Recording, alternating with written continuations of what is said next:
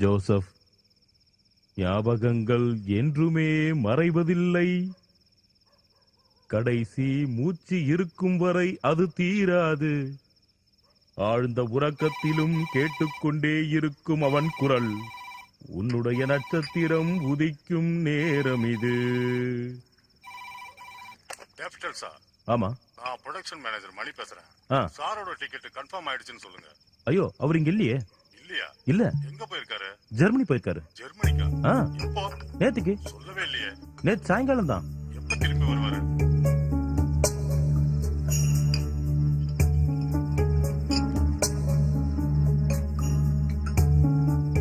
நாடகம் கவிதைக்கெல்லாம் மவுசு கம்மி தான், ஒத்துக்கிற ஒரு பேச்சுக்கு. பட் ஒரு மீடியத்துக்கும் இன்னொரு மீடியத்துக்கும் போட்டி இருந்தா தான் வளர்ச்சி இருக்கும். அதை நம்ம ஏத்துக்கிட்டு தான் ஆகணும். Siddha, Henry James travel right டிக்கெட்ன்ற நாடகத்தை போட்டிருக்காரு. இதை நான் ஏத்துக்க முடியாது. கண்ணாடி போட்டு அவர் நடிக்கிறது இதெல்லாம் கிளாசிக், எனக்கு தெரியும்.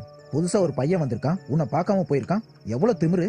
அவன் எப்படி வாழ்க்கையில முன்னேறுவான்? ஒரு படம் நடிச்சு வெளியே வந்தா போதும், அஜித் விஜய் ரேஞ்சுக்கு பில்டப் பண்ணுவானுங்க. காத்து அவன் பக்கம் அடிக்குது, கொஞ்ச நாள் ஆடட்டுமே, அப்புறம் அவனே அடங்கிடுவான். கடைசியில எப்படியும் நம்ம கால தான் வந்து விழுந்தாகணும். இதெல்லாம் கண்டிச்சே ஆகணும்.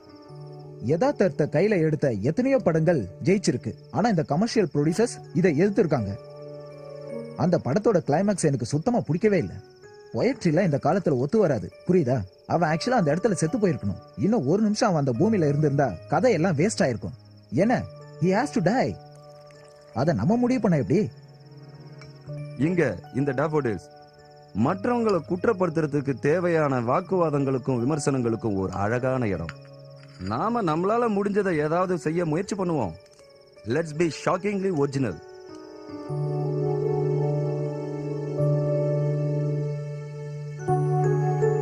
டாஃபோடில்ஸ் இனி ஒரு ஞாபகம் மட்டுமே. திருவனந்தபுரம் நந்தனம்கோடு பக்கத்தில் உள்ள டாஃபோடில்ஸ் என்கிற வீடு கேரளாவில் கலையார்வம் உடைய கலைஞர்களிடையே விமர்சகர்களையும் கொண்ட ஒரு அழகான குடில் என்பது யாரும் மறக்க முடியாது. ஒரு காலத்தில் கேரளாவில் முக்கியமான ஒரு எழுத்தாளர், தயாரிப்பாளர், இயக்குனர், அது மட்டுமல்ல, கலையை அதிகமாக மதிக்கும் எத்தனையோ முக்கிய புள்ளிகளின் ஓய்வெடுக்கும் இடமாக கருதப்பட்டது இந்த டாஃபோடில்ஸ். பரேத நாயக் கர்னல் RS நாயர் அவர்களின் பரம்பரை வீடான கோயக்கல் தான் பின்பு டாஃபோடில்ஸ் என்று அழைக்கப்பட்டது.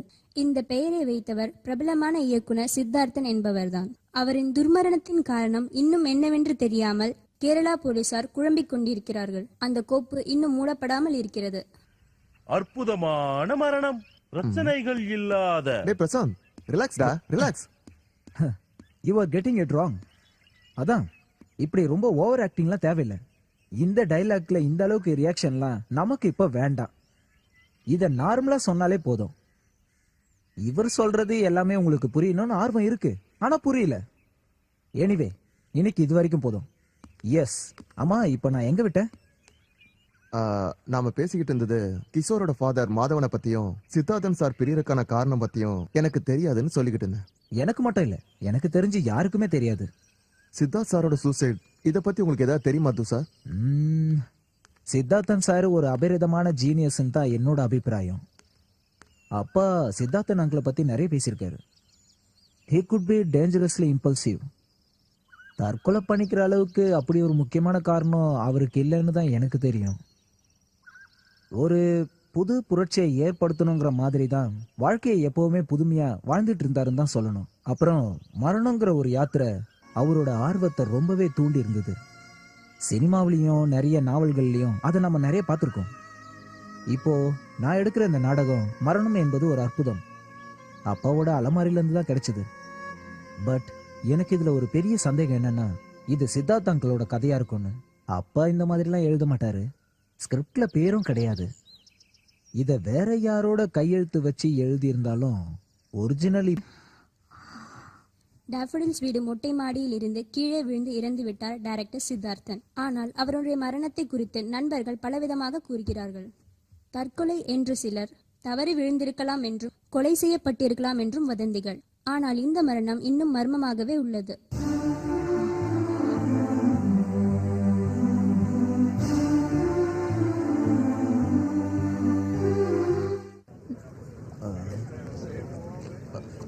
வந்துடுறேன்.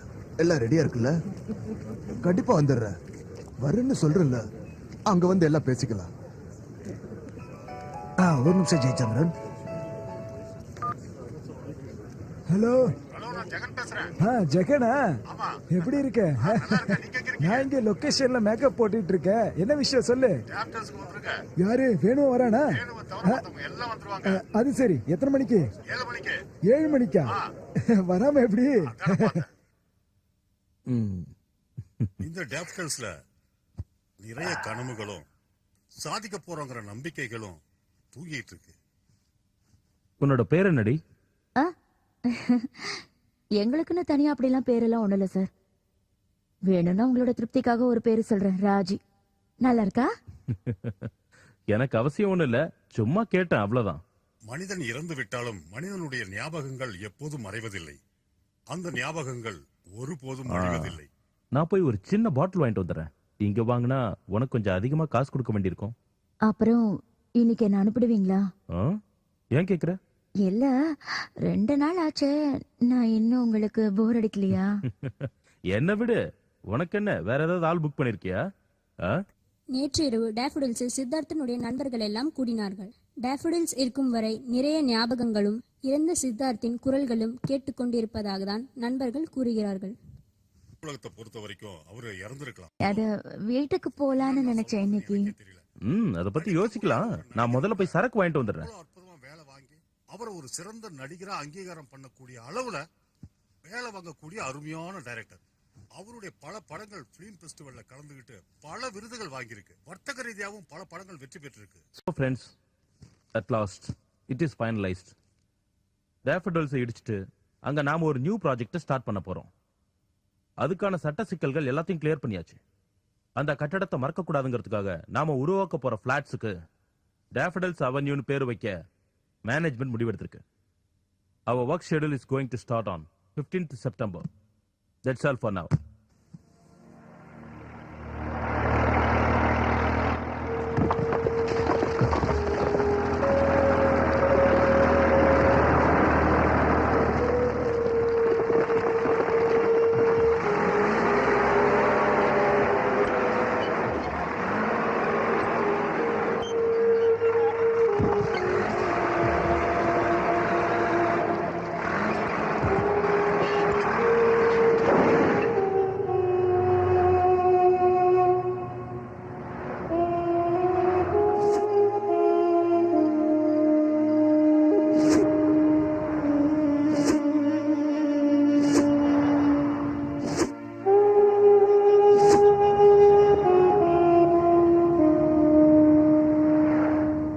சித்தார்த்தோட மரணம் அது தற்கொலைன்னு என்னால நம்ப முடியல. என்ன ஒரு முறை டேஃபடில்ஸ்க்கு கூட்டிட்டு போறீங்களா? ஆனா இந்த நிலைமையில பப்ளிக் அஃபேர்ஸ் தேவைதானா? பரவாயில்ல, எதையும் வெளிப்படையா பேசுவாரு. இனிமே நம்மளால அந்த இடத்தை பார்க்க முடியுமா? Well, I don't mind. You get ready. I am ready. நாம எப்பவுமே போற மாதிரி பீச்சுக்கு போயிட்டு அதுக்கப்புறம் அங்க போலாம். ஓகே. என்னப்பா சீக்கிரமா வந்துட்டியா? இல்ல, இப்பதான் வந்தேன். நம்ம எல்லாரும் இப்படி ஒண்ணா கூடி எவ்வளவு நாளாச்சு. இனிமே எப்ப இந்த மாதிரி சந்திக்கிறதோ. வாழ்ந்துட்டு இருக்கிறவங்களுக்கும் இறந்தவர்களுக்கும் நாளைக்கு இறக்க போற அதிர்ஷ்டசாலிகளுக்கும் cheers.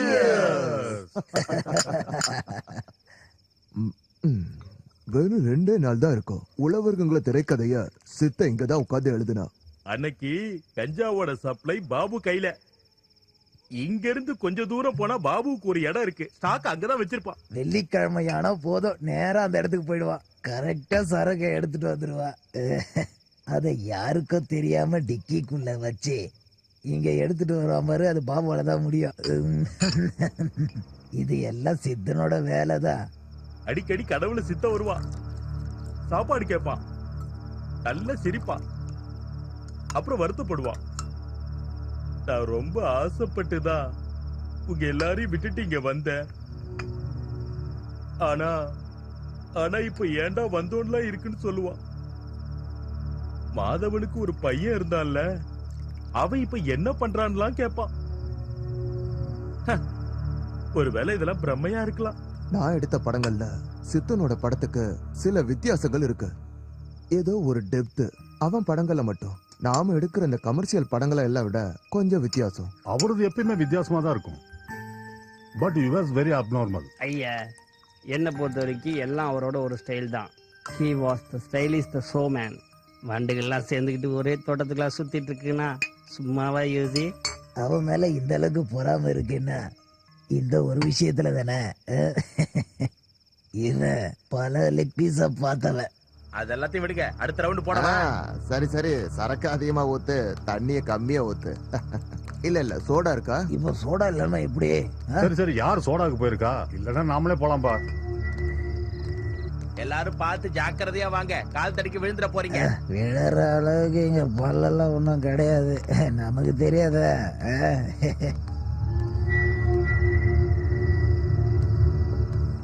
அந்த விளக்க கொஞ்சம் இப்படி திருப்புங்க. எனக்கு தெரிஞ்சு அந்த காலத்துல சினிமானாலே சித்தார்த் ஒருத்தன் தான் ஞாபகத்துக்கு வருவான். ஆட்டி படைச்சான்ல சினிமாவை. என்ன சித்தார்த் ரெகுலரா இல்லனாலும் அப்பப்ப டைரி எழுதுவான். மத்த எது மேலயும் இல்லாத அந்த பொசசிவ்னஸ் அவனுக்கு அந்த குறிப்புகள் மேல இருந்ததுன்னு எனக்கு தோணுது. நம்மளோட எல்லாம் பேசும்போது விளையாட்டுகள், தமாஷு, சிரிப்புகளா இருந்தாலும் சித்தார்த்தோட ஆழ் மனசுல என்ன இருக்குன்னு யாராவது கவனிச்சிருப்பாங்களான்னா எனக்கு டவுட் தான். அவர் சுத்தி ஒரு வட்டத்தையே போட்டு வச்சிருந்தாரு. ஆனா ஆனா அப்படி இருக்குங்கிற ஒரு ஃபீலிங் நமக்கு வராத பாத்துக்கிட்டாரு. அதுதான் அவரோட பிரில்லியன்சி. அந்த டைரி குறிப்புல இருக்கிறதெல்லாம் சித்தார்த்தோட ரகசியங்களோட குறிப்பா இருக்கும்னு எனக்கு தோணுது. சாகரத்துக்கு முன்னாடி அதை அழிச்சதுக்கான காரணம் மத்த யாரும் அதை தெரிஞ்சுக்க கூடாதுங்கிறதுக்காக தான். என்ன சொல்றீங்க? அழிச்சிட்டாருன்னு நம்மளால சொல்ல முடியாது, அது மிஸ் ஆயிருக்கலாம். போலீஸ்காரங்க துப்பு தொலைக்கிறதுக்காக அந்த டைரியை தேடி பார்த்திருக்காங்க. வீட்டுல, கிளப்ல, இதோ இந்த இடத்துல, எல்லா இடத்துலயும் தேடினாங்க, கிடைக்கல. அவரோட மரணத்துக்கு அப்புறம் அந்த காலத்து ராஜாக்கள்லாம் மந்திரி கையில கொடுத்து வச்சிருக்கிற மாதிரி யாராவது நண்பர்கள் கிட்ட அவரு கொடுத்து வச்சிருக்கலாம். எப்படி இருந்தாலும் மாதவன் வீட்டுல அது இல்ல, எனக்கு நல்லா தெரியும். ஏன்னா கடைசி காலத்துல அவங்க 2 பேர் பிரிஞ்சுட்டாங்க. என்னப்பா இது, நீங்க ஒரு கவிஞர் ஆனதே இன்வெஸ்டிகேட்டர் ஜேர்னலிஸ்டுக்கு ஒரு நஷ்டம் தான். ஏன்னா பெரிய இன்வெஸ்டிகேட்டர் ஆகிற தகுதி உங்களுக்கு இருக்குது. ஏதோ ஒரு பாட்டை பாடு பாலா.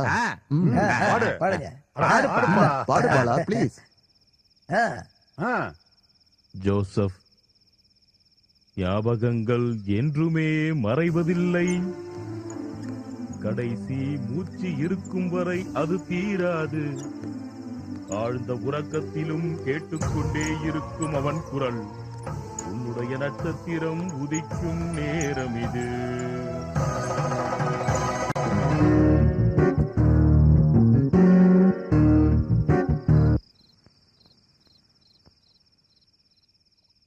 இல்ல, ஒரு நாள் நம்ம தலைவன் யாரு? அதான் நம்மால் தான்ப்பா, நம்ம நாயகன், நம்மளோட சித்தார்த்தன். நம்ம சித்தார்த்தன், நம்ம சித்தன். ஒரு முறை நம்ம கவி சுள்ளிகரனை பத்தி கேட்டாரு. நம்ம கவி வந்தார?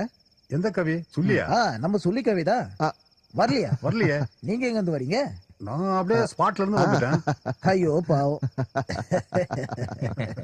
அப்புறம் சினிமா பத்தி பேசும்போது டோட்டலா வேற ஆள் மாதிரி மாறிடுவாரு. ரொம்ப சீரியஸா பேசுவாரு. என்னோட சினிமான்றது அதை நான் தான் உருவாக்குறேன். அதுல நான் ஒரு மெசேஜ் கன்வே பண்ணுவேன். என்ன மெசேஜ்? அது நம்ம மெசேஜ் நம்ம ஜனங்க புரிஞ்சுப்பாங்க. மெசேஜ் கன்வே ஆச்சான்னு அதை ஜனங்க தானே முடிவு பண்ணணும். நேற்று மாலை டேஃபோடில்ஸில் சித்தார்த்தனுடைய நண்பர்கள் எல்லாம் ஒன்று சேர்ந்தார்கள். உள்ளவர்கள், தனுஷ்கோடி, ஸ்வயம், அகந்தை என்கிற திரைக்கதைகளை சித்தார்த்தன் எழுதியது டேஃபோடில்ஸில் உட்கார்ந்துதான். பிரபலமான இங்கிலீஷ் இந்தியன் நாவலிஸ்டும் சித்தார்த்தனுடைய மகனுமான ஆதி சித்தார்த்தனை எங்களுடைய ஸ்டுடியோ சந்திக்க முயன்றாலும் அவர் இந்த விஷயத்தை பற்றி பேச தயாராக இல்லை. ஆதி சித்தார்த்தனுடைய லேபரிண்ட் ஆஃப் சானிட்டி என்ற புத்தகம் போன முறை மேன் புக்கர் பரிசுக்காக தேர்ந்தெடுக்கப்பட்டுள்ளது. டைரக்டர் சித்தார்த்தன், எனக்கு அவர் அப்படி இல்லை. வீட்டுக்கு முன்னாடி கூடியிருக்கிற தியேட்டர்காரங்க சத்தமும் தூக்கத்துக்கு நடுவில் என் தலைகளை கோரி கொடுத்த அவங்க விரல்களின் ஸ்பரிசமும் சாராயமும் கஞ்சாவும் சேர்ந்த வாசனை எங்க அப்பா.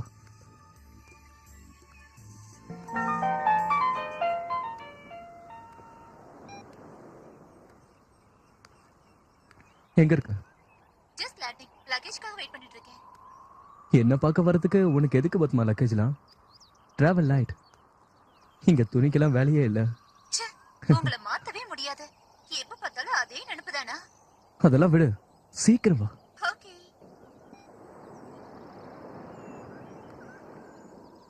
அப்பாவை பத்தி எனக்கு ஞாபகம் ஆரம்பிக்கிறது எங்க அப்பாவோட கையை பிடிச்சிட்டு நான் ஸ்கூலை விட்டு வரும்போது என்ன அடிக்கடி ஒரு கிளப்புக்கு கூட்டிட்டு போவாரு. அந்த இருட்டு வெளிச்சத்துல. ரமணா, இவனுக்கு ஒரு சிக்கன் சாண்ட்விச் சொல்லு.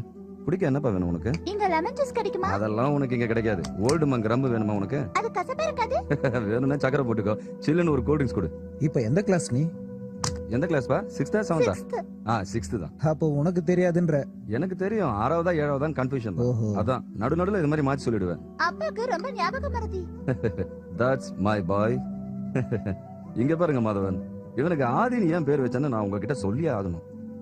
கல்கட்டா பிலிம் ஃபெஸ்டிவல்ல என்னோட படத்தை ஓப்பனிங்கா காமிச்ச அந்த சமயத்துல என்ன இன்டர்வியூ எடுக்கிறதுக்காக ஆதி நாராயணன் சொல்லி சேலத்துல இருந்து ஒருத்தர் வந்தாரு. பொலைட்னஸ், கர்டசி, ஹியூமனிட்டி இதெல்லாம் சேர்ந்து மொத்தமா ஒரு ஆள் கிட்ட இருந்தா எப்படி இருக்குமோ அப்படிதான் இருந்தார் ஆதி. அந்த அற்புதமான மனிதரோட பேரை தான் இவனுக்கு வச்சேன். வருங்காலத்துல இதுக்கெல்லாம் நேரெதிரா இருக்க கூடாதுன்னு தான் என்னோட பிரார்த்தனை. என்னோடதோ. மெதுவா. அப்படிதான். அங்க பாரு, அங்க போறது யாருன்னு பாரு. அவர் நம்ம கிபி தொல்காப்பியம் தானே? அவர் இந்த பாருக்குமா வராரு? இல்ல இல்ல, யாராவது கூட்டிட்டு வந்திருப்பாங்க. ச்சே, கடவுளா அனுப்பின விருந்தாளி நம்ம ஊருக்கு வந்திருக்காரு. அவருடைய தரிசனம் நமக்கு கிடைக்காம போச்சுன்னா நமக்கு புண்ணியமே கிடைக்காம போயிடும் இல்லையா?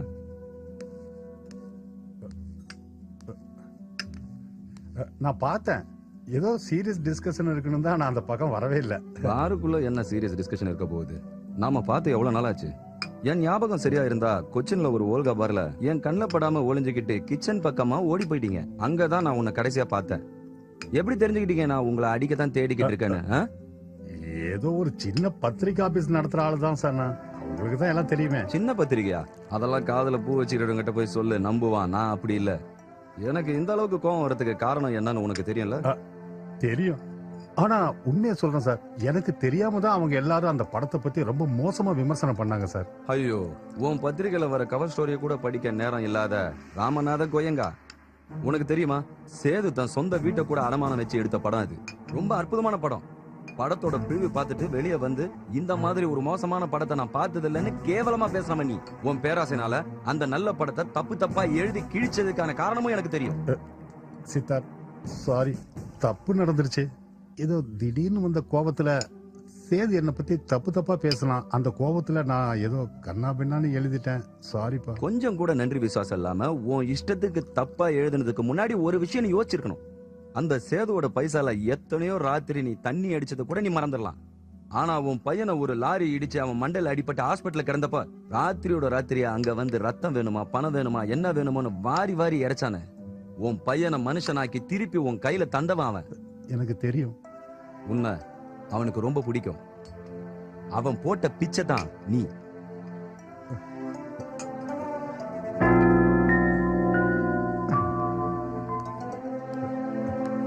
ரமணா, இன்னொன்னு ஊத்து.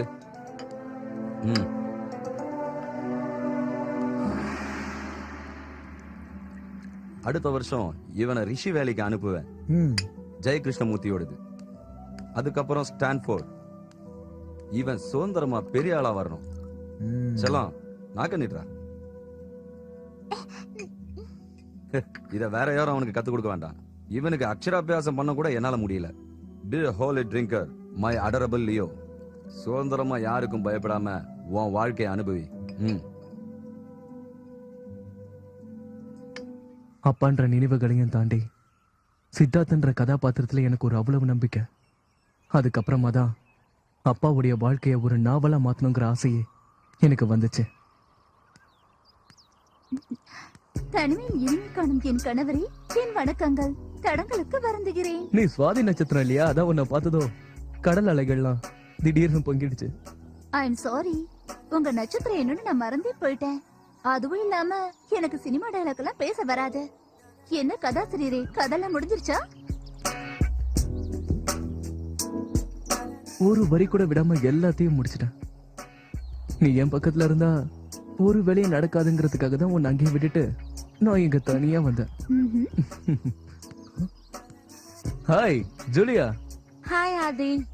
Hey, forgot to thank you for yesterday's dinner. Don't be so formal, Julia. Julia, this is Batma. Hi. Batma, this is Julie. Hi, this is your girlfriend? No, she is my wife. God, you married already? I'm afraid I am. Okay, bye. Thank you. Well, see you. Bye. அப்ப நீங்க தனியா இல்ல? Hey, இவ ஒரு local German. இவளுக்கெல்லாம் ஆள் இருக்காமா? அதோ அந்த காட்டேஜ் நம்பர் 303ல மொரோக்கன் முஸ்லிம் ஷாஹித் ஷாதா. அவங்க பாக்குறதுக்கு ஸ்மிதா பார்ட்டில் மாதிரி இருப்பாங்க. பாக்குறியா? ஒண்ணு தேவையில்லை. என்னை விட பெரிய அழகியா? கண்டிப்பா. உங்களை Hey. நீ இப்ப குளிச்சது ரொம்ப வேஸ்ட் பத்மா. மறுபடியும் குளிக்க தானே போற? எல்லா ரவுண்டும் முடிஞ்சதுக்கு அப்புறம் சாயங்காலம் பொறுமையா குளிச்சா போதாது? ஆசைதான். நான் கூட ஒரு நாவல் எழுதிட்டு இருக்கேன். அதிகமா பணம் வாங்குற இந்தியன் இங்கிலீஷ் நாவலிஸ்ட பத்தி, பெண் மோகத்தை பத்தி. பாரா, டைட்டில் என்னன்னு கேட்க மாட்டீங்களா? சொன்னதானே தெரியும். ஆதி, The Beast Inside. கொஞ்சம் ஆல்ட்ரேஷன் பண்ணனா அந்த டைட்டில்ல உனக்கும் பங்கு இருக்கும். எப்படி? The Beauty and the Beast. Naughty boy. 2 வாரத்துல எல்லாமே எழுதி முடிச்சிட்டீங்களா? உண்மையை சொல்லனா கதையோட அவுட்லைன் மட்டும் தான் எழுதிருப்பீங்கன்னு நான் நினைச்சேன். இந்த கதையை எழுதுறதுக்கு நான் ரொம்ப ஆவலா இருந்தேன் பத்மா. நான் உன்கிட்ட சொன்னதில்ல, இந்த கதையோட நாயகன் எங்க அப்பா, கதாபாத்திரங்கள் எங்க அப்பா வாழ்க்கையில வந்த பெண்கள். ஆதி, do you have any idea what you're trying to do? பெத்த அப்பாவை பத்தி இதெல்லாம் ஊர் உலகத்துக்கு சொல்ற விஷயமா? Have you lost your mind? மத்தவங்க வாழ்க்கையை விமர்சனம் பண்றது தப்பு இல்ல, ஆனா சொந்த வாழ்க்கைன்னு வரும்போது ப்ரிசர்வேஷன், பிளைண்ட் சின்சரிங்ஸ். கதைன்னு ஆரம்பிச்சதுக்கு அப்புறம் இந்த சொந்தம் பந்தம் இதெல்லாம் பார்க்க கூடாது. கரெக்டா? ஒத்துக்கிறேன் ஆதி. ஆனா டைரக்டர் சித்தார்த்தன் இப்படி ஒரு மோசமான ஆளா இருப்பாருன்னு நான் கொஞ்சம் கூட எதிர்பார்க்கவே இல்ல. எங்க அப்பாவை பத்தி உனக்கு நான் அப்படி ஒரு பிக்சரை கொடுத்துருக்கேன்னா then I am a bad son and a bad storyteller. நான் அப்படி சொல்ல வரல. நான் அவர் மேல ரொம்ப மரியாதையும் மதிப்பு வச்சிருக்கேன்னு சொல்ல வந்தேன். சித்தார்த்தன்ற ஒரு மனுஷனை சுத்தி இருக்கிற கேரக்டர்ஸை பெருமைப்படுத்துறதுக்காக எழுதல இந்த நாவல். அதை புரிஞ்சுக்கோ. அப்பாவோட மரணத்துக்கு அப்புறம் நான் பார்த்த சில விஷயங்கள், என்ன பாதிச்ச நிகழ்வுகள், எங்க அப்பாவுக்கு ஏற்பட்டது விபத்து இல்லைங்கிறது உண்மை. What? நான் நாவல்ல எழுதின மாதிரி உனக்கு கதையை நான் சொல்றேன். Padma, I don't want this novel to fail. நான் இதை எழுதுறதுக்காக இவ்வளவு வருஷம் காத்துட்டு இருந்தேன்னா ஒரு பத்திரிகையாளர் மாதிரி, ஒரு விமர்சகர் மாதிரி நீ என் கூட சண்டை போடணும். இதுல ஒரு கதாபாத்திரமா நான் இருக்கேன் ஆதி? ஒரு பாசிங் வெஹிக்கிள் மாதிரியாவது? இல்ல, நீ என் லைஃபுக்கு வரதுக்கு முன்னாடி நடந்த கதை. ஸ்டான்ஃபோர்ட்ல கோர்ஸ் முடிஞ்சு நான் திரும்பி வந்த நேரம், பிளைட் மிஸ் ஆனதால பெத்தவங்களோட கர்ம காரியத்துக்கு கூட வராத பையனு எங்க ஊருக்காரங்களா ஒன்னா சேர்ந்து கரிச்சு கூட்டிட்டு இருந்த காலம் அது. என் தங்கச்சி கீதா எங்க சித்தி வீட்டுல தங்கிட்டு இருந்தா. ஆனா என்னதான் இருந்தாலும் எங்க அப்பா அம்மா வாழ்ந்த வீட்டுல தான் வாழணும் நான் முடிவு பண்ணேன்.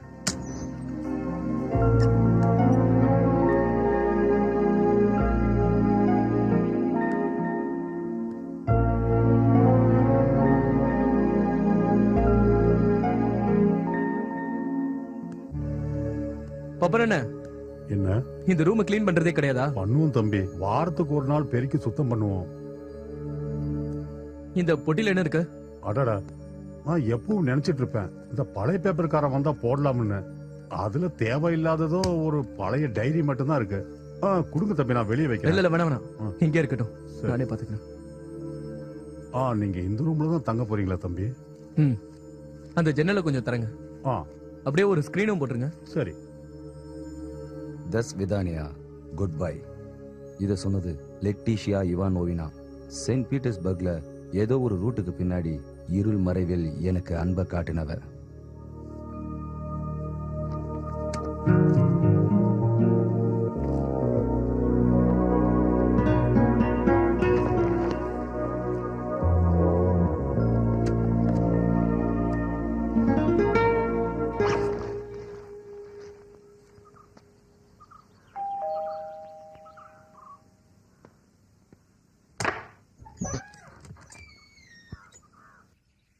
என்ன அடையாளம் தெரியுதா? என்ன மாதவன் அங்கிள் இப்படி கேட்டுட்டீங்க? உங்களை எப்படி மறக்க முடியும்? ஃப்ரீயா இருக்கியா ஆதி? கொஞ்ச நேரம். நான் ஃபுல்லா ஃப்ரீ தான் அங்கிள், உள்ள வாங்க. வேண்டாம், உள்ளலாம் வேண்டாம், வெளியே உட்காந்து பேசலாமா? சரி, உங்க இஷ்டம். பாப்பா நானே 2 டீ. வழியில சுதாகரனை பார்த்தேன், பஸ் ஸ்டாண்ட்ல. அவர் தான் சொன்னாரு நீ வந்திருக்கன்னு. சின்னம்மா அங்கே இருக்க சொல்லி வற்புறுத்தினாங்க. தங்கச்சி மட்டும் அங்கதான் இருக்கா. எனக்கு என்னன்னு தெரியல, இங்க இருக்கிறது தான் ரொம்ப பிடிக்குது. வெக்கேஷனலுக்கு மட்டும் கொஞ்ச நாளாவது சந்தோஷமா இருந்துட்டு போவோமே, அதுக்காக தான். எனக்கு இங்க வரவே தோண மாட்டேங்குது. இந்த பக்கம் போனா கூட உள்ள வந்து பார்க்க மாட்டேன். கடைசி காலத்துல அனாவசியமா கொஞ்சம் பிரச்சனை ஆயிடுச்சு எங்களுக்குள்ள. சண்டைய பத்தி எனக்கு தெரியும். அம்மா எனக்கு லெட்டர் போட்டிருக்காங்க. ஆனா அதோட காரணம் என்னன்னு உங்க அம்மாக்கு தெரியாதே. ஆமா, எனக்கு எதுவும் தெரியாது. அம்மா என்கிட்ட எதுவுமே சொல்லலையே. எத்தனையோ பிடிவாதங்கள் உங்க அப்பாவுக்கு. நீ வரல 2 பேரோட சாவுக்கும். 2 முறையும் ஃப்ளைட் மிஸ் ஆயிடுச்சா? நம்புறதுக்கு கொஞ்சம் கஷ்டமா தான் இருக்கு. டிக்கெட் கூட நான் எடுக்கல. ஆமா, நான் எதுக்காக வரணும்? உயிர் இல்லாத உடலை பார்க்கறதுக்கா? என்னை பொறுத்த வரைக்கும் அவங்க இன்னும் உயிரோட தான் இருக்காங்க. they still exist for me. அவங்கள அந்த நிலைமையில பார்க்க எனக்கு பிடிக்கல. சித்தா இறந்து 2 மாசத்துக்கு அப்புறம் உங்க அம்மாவும் இறந்துட்டான். அவளோட சுபாவம் என்னன்னா புரிஞ்சுக்கிற தன்மை. ஆனா சித்தன் அப்படி இல்லை. ஆமா, நீ நினைக்கிறியா இவங்கெல்லாம் சொல்ற மாதிரி அது ஒரு விபத்தா இருக்கும்னு, இல்ல போலீஸ் சொல்ற மாதிரி தற்கொலையா இருக்கும்னு? பின்ன இதுல எனக்கு சந்தேகம் இருக்கு. ஆமா, நான் உறுதியா சொல்றேன், இது ஒரு கொலை. என்ன சொல்றீங்க? ஆமா, உண்மையா தான் சொல்றேன். சும்மா அந்த மதம் ஒரு அரக்கு இருக்கு. அவன் எல்லார்கிட்டயும் அபசகனமாவே பேசிக்கிட்டு இருப்பான். ஒரு படம் தயாரிச்சான், காலி. அந்த படத்தோட வீடு தோட்டம் துறவு எல்லாம் போயிடுச்சு. குடும்பத்திலையும் 1008 பிரச்சனை. அவன் பையன் துஷாரு, அவன் ஒரு தெல்லவாரி. நீ அவன் பேச்செல்லாம் கேட்டுக்கிட்டு இருக்காத சும்மா. அப்போ இது எப்படி நடந்ததுன்னு நீங்களாவது சொல்லுங்க அங்கிள். டெரஸ்ல நிக்கும் போது ஸ்லிப் ஆகி கீழே வந்துட்டான். நம்ம ஜான் கூட அப்படிதான் செத்தான். அப்பாவுக்கு ஐ மீன் எதிரிங்க யாராவது? அப்படின்னு சொல்ல முடியாது. எதிரிங்க யாரும் இல்லப்பா. ஆனா எல்லாருமே எதிரியா இருந்தாங்கன்னு சொல்லலாம். சினிமாவாச்சே. இங்க பாரு, நீ சொன்ன உடனே ஞாபகத்துக்கு வருது. ஒரு நாள் நாங்கெல்லாம் ஒன்னா சேர்ந்து சீட் ஆடிட்டு இருக்கும் போது ஒரு போன் வந்தது. அது ஒரு மர்மமான கால். ஜக்கு, அழகான கிரேக்க நாட்டு இளம் பெண்கள் மட்டும் நடிக்கிற மாதிரி ஒரு நாடகத்தை நீங்க நடத்துற மாதிரியான ஒரு அருமையான வாய்ப்பு உங்களுக்கு கிடைக்க போகுது. ரெக்கமெண்ட் பண்ணவா? சும்மா இருப்பா, என் கவனத்தை திசை திருப்பாத. இது என்ன செஸ்ஸா? நல்ல வாய்ப்பை சொன்னேன், பிடிக்கலன்னா விட்டுருங்க. அடச்சே, நான் வேண்டான்னு பட்ட கார்டை எடுக்கிறேன். இதைத்தான் ஜக்கோ கிரீக் ட்ராஜடின்னு சொல்லுவாங்க. ஹலோ ஹலோ, யாரு?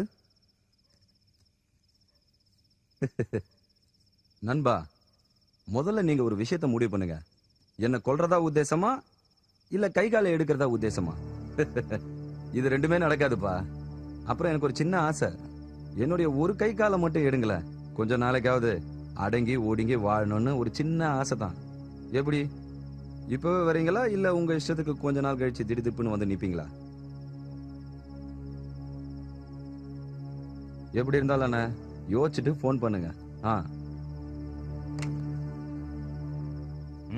யாரு? ஏதோ காட்டுவாசி மாதிரி தெரியுது. அவனுக்கு என்னோட விரல்கள் மட்டும் வேணுமா?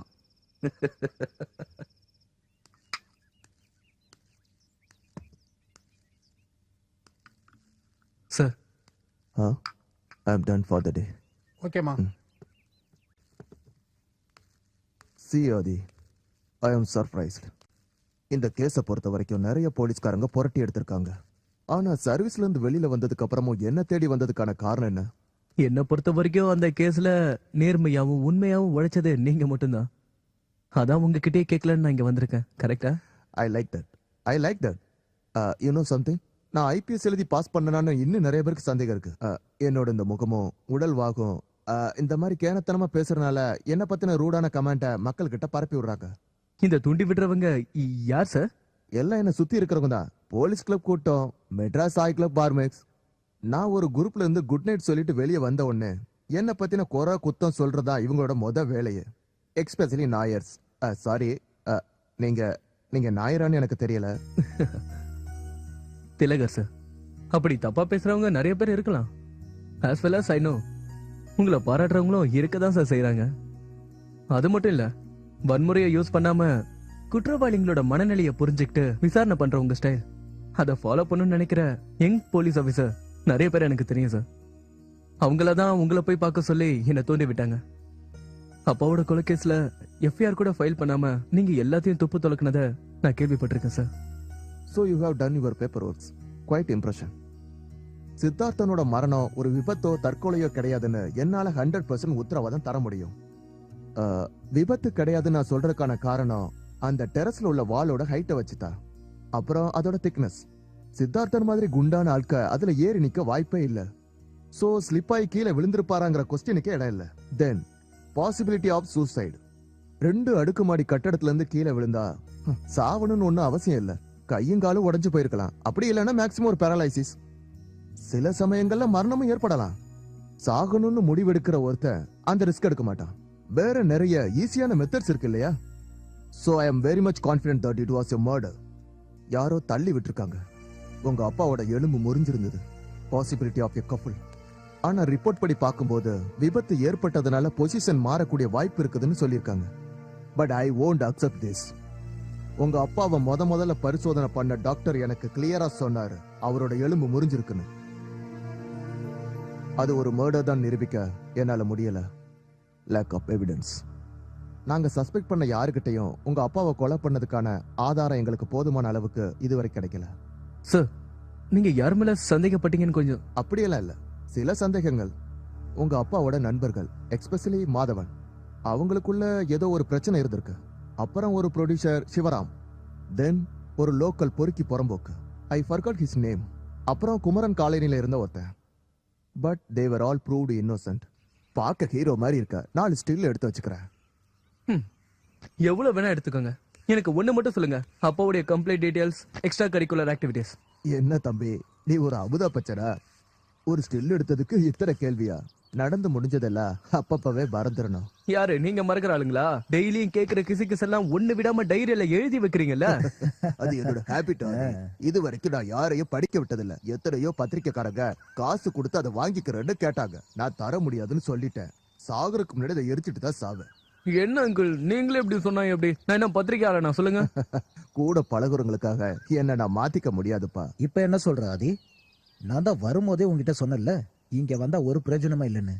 அந்த மனசுக்குள்ள இருக்கிற ரகசியங்கள் புல்டோசர் வச்சு இடிச்சாலும் வெளியே வராது. போட்டோ எடுத்தாச்சுன்னா சொல்லு, போலாம். ஓகே, இருங்க அங்கிள், போலாம். சரி, கிசு வேண்டாம். இந்த ப்ரொடியூசர் சிவராமனுக்கும் அப்பாவுக்கும் இருந்த உறவை பத்தி. நல்ல ஃப்ரெண்ட்ஷிப் தான். வெளியில கீரியும் பாம்பும், உள்ளுக்குள்ள நல்ல நண்பர்கள். அவங்க பேசிக்கிறது ரொம்ப இன்ட்ரெஸ்டிங்காவே இருக்கும். அந்த சிவராம் வெறும் ப்ரொடியூசர் மட்டும் இல்ல, உனக்கு தான் தெரியுமா மாதவா? நல்லா படிப்பாரு, சினிமா பாப்பாரு. உங்க அப்பா இறந்ததுக்கு அப்புறமா ஃபீல்ட விட்டே ஒதுக்கிட்டாரு. அதுக்கப்புறம் படமும் பண்ணல. இப்ப எங்கேயோ ஹைதராபாத்ல ரெஸ்ட் எடுத்துட்டு இருக்காரு. ஐஜி என்கிட்ட சொன்னாரு, அப்பாவோட கேஸ்ல ரொம்ப சஸ்பெக்டா இருந்தது இந்த சிவராமன் மட்டும் தானா. சிவராமனை போலீஸ்கார ரொம்பவே இம்சை பண்ணா. அந்த ஆளுக்கு தான் நாயர்னு சொன்னாலே யாரையும் பிடிக்காது. சொல்ல போனா அந்த ஆளு கல்யாணம் பண்ணது ஒரு நாயர் விட்டு பொண்ணதான். ஒரு வேலை வெறுப்பும் அதனாலயே இருக்கும். என்னங்க? ஆனா ரொம்ப புத்திசாலி. இந்த முட்டாள்தனமான ஜாதி வெறிய மட்டும் அந்த ஆளு விட்டுதல்னா அவரை மாதிரி நல்லவன் எவனும் இல்ல. ரொம்ப புகழாதீங்க. அந்த ஆளோட சஸ்பெக்ட் லிஸ்ட்ல நீங்களும் இருக்கீங்க. அது சரி, அப்படியா? அப்போ நீயே என்ன சந்தேகப்பட மாட்டேங்கிற? ஒரு ஆளை கொலை பண்ற அளவுக்கு நீங்க போக மாட்டீங்கன்னு எனக்கு தெரியும். எல்லாம் ஒரு நம்பிக்கை தான். வேற யார் இருக்கா அந்த லிஸ்ட்ல? ஏதோ ஒரு ரவுடி, யாருன்னு எனக்கு தெரியல. அந்த குமரன் காலனில இருப்பானாமே. ஓ அவனா? நம்ம பாட்டில் டீக தெரியுமா? நல்லாவே தெரியும். நீ சின்ன பையனா இருக்கும்போது பெரிய ரவுடி. இப்ப பிராட்வே பூக்கடை தெருவுல ஒரு கடை வச்சு நடத்திக்கிட்டு இருக்கான். நம்ம ஐஜி மாணிக்கவேல அவன் காலை உடைச்சிட்டாரு. பூக்கடை வீதி? ஆனா இங்க பூக்கடை வீதி தானே? இந்த இதுக்குள்ளதான். நன்றிண்ணே.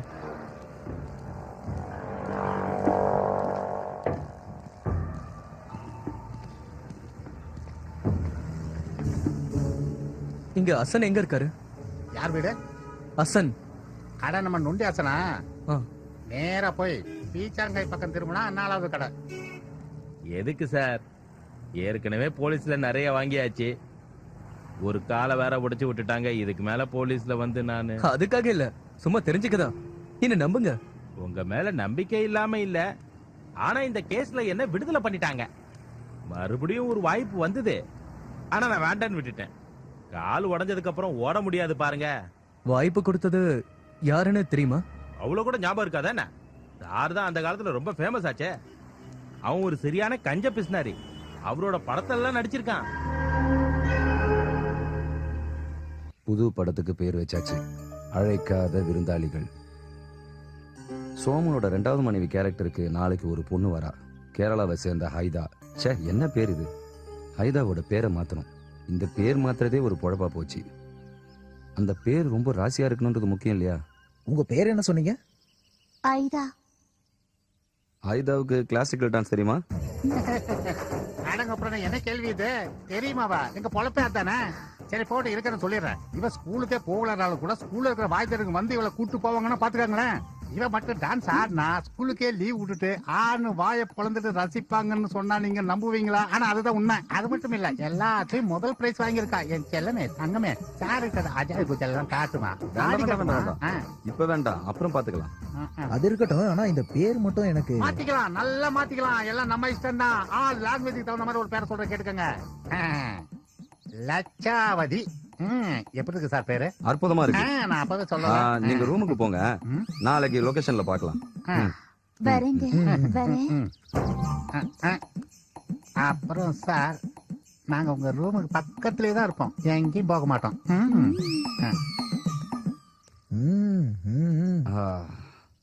பரோடா நாடக பள்ளியில இருந்து மாட நாட்டோட டாக்டரேட் பட்டம் வாங்கின யாரையாவது கூட்டிட்டு வந்துதான் இவளுக்கு நான் நடிக்க கத்து கொடுக்கணும்னு நினைக்கிறேன். மாதவன் என்ன விட்டு படத்தை நீங்களே எடுத்துக்கங்க, ஸ்கிரிப்ட் ஃப்ரீ. சரியாயிடும் சித்தா. இதை விட எவ்வளவோ கேவலமான மூஞ்சிகளை கொண்டு வந்து நம்ம இண்டஸ்ட்ரியில சூப்பர் ஹீரோயின் ஆக்குனது இல்லையா? இப்ப ஒன்னும் சொல்ல முடியாது. அப்ப பரவாயில்லையா? அதான் ஒன்னும் சொல்ல முடியாதுன்றிய. நாளைக்கு நேஷனல் அவார்டு வாங்கிட்டு வந்து இந்த ஹைதா நிக்க போறா. அதையும் நம்ம பார்க்கத்தான் போறோம்.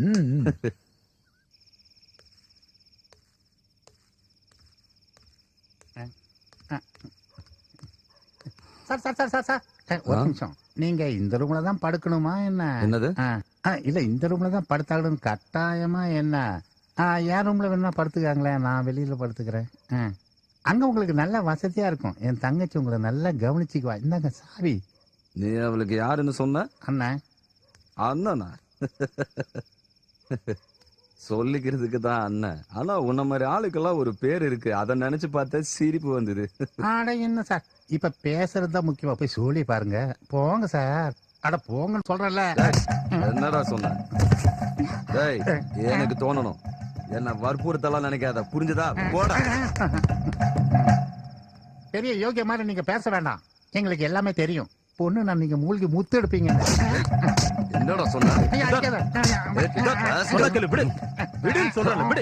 என்ன பண்ற நீ? போடா போன். அப்படி என்னதான் போச்சு தெரியல இந்த ஆளுக்கு. கிறிஸ்மஸ் நாள் அன்னைக்கு முழுவதும் டேஃபோடில்ஸ்ல தான். ஆதி போன் பண்ணிருந்தான். அவன் குரல்ல ஒரு ஏக்கம் தெரிஞ்சது.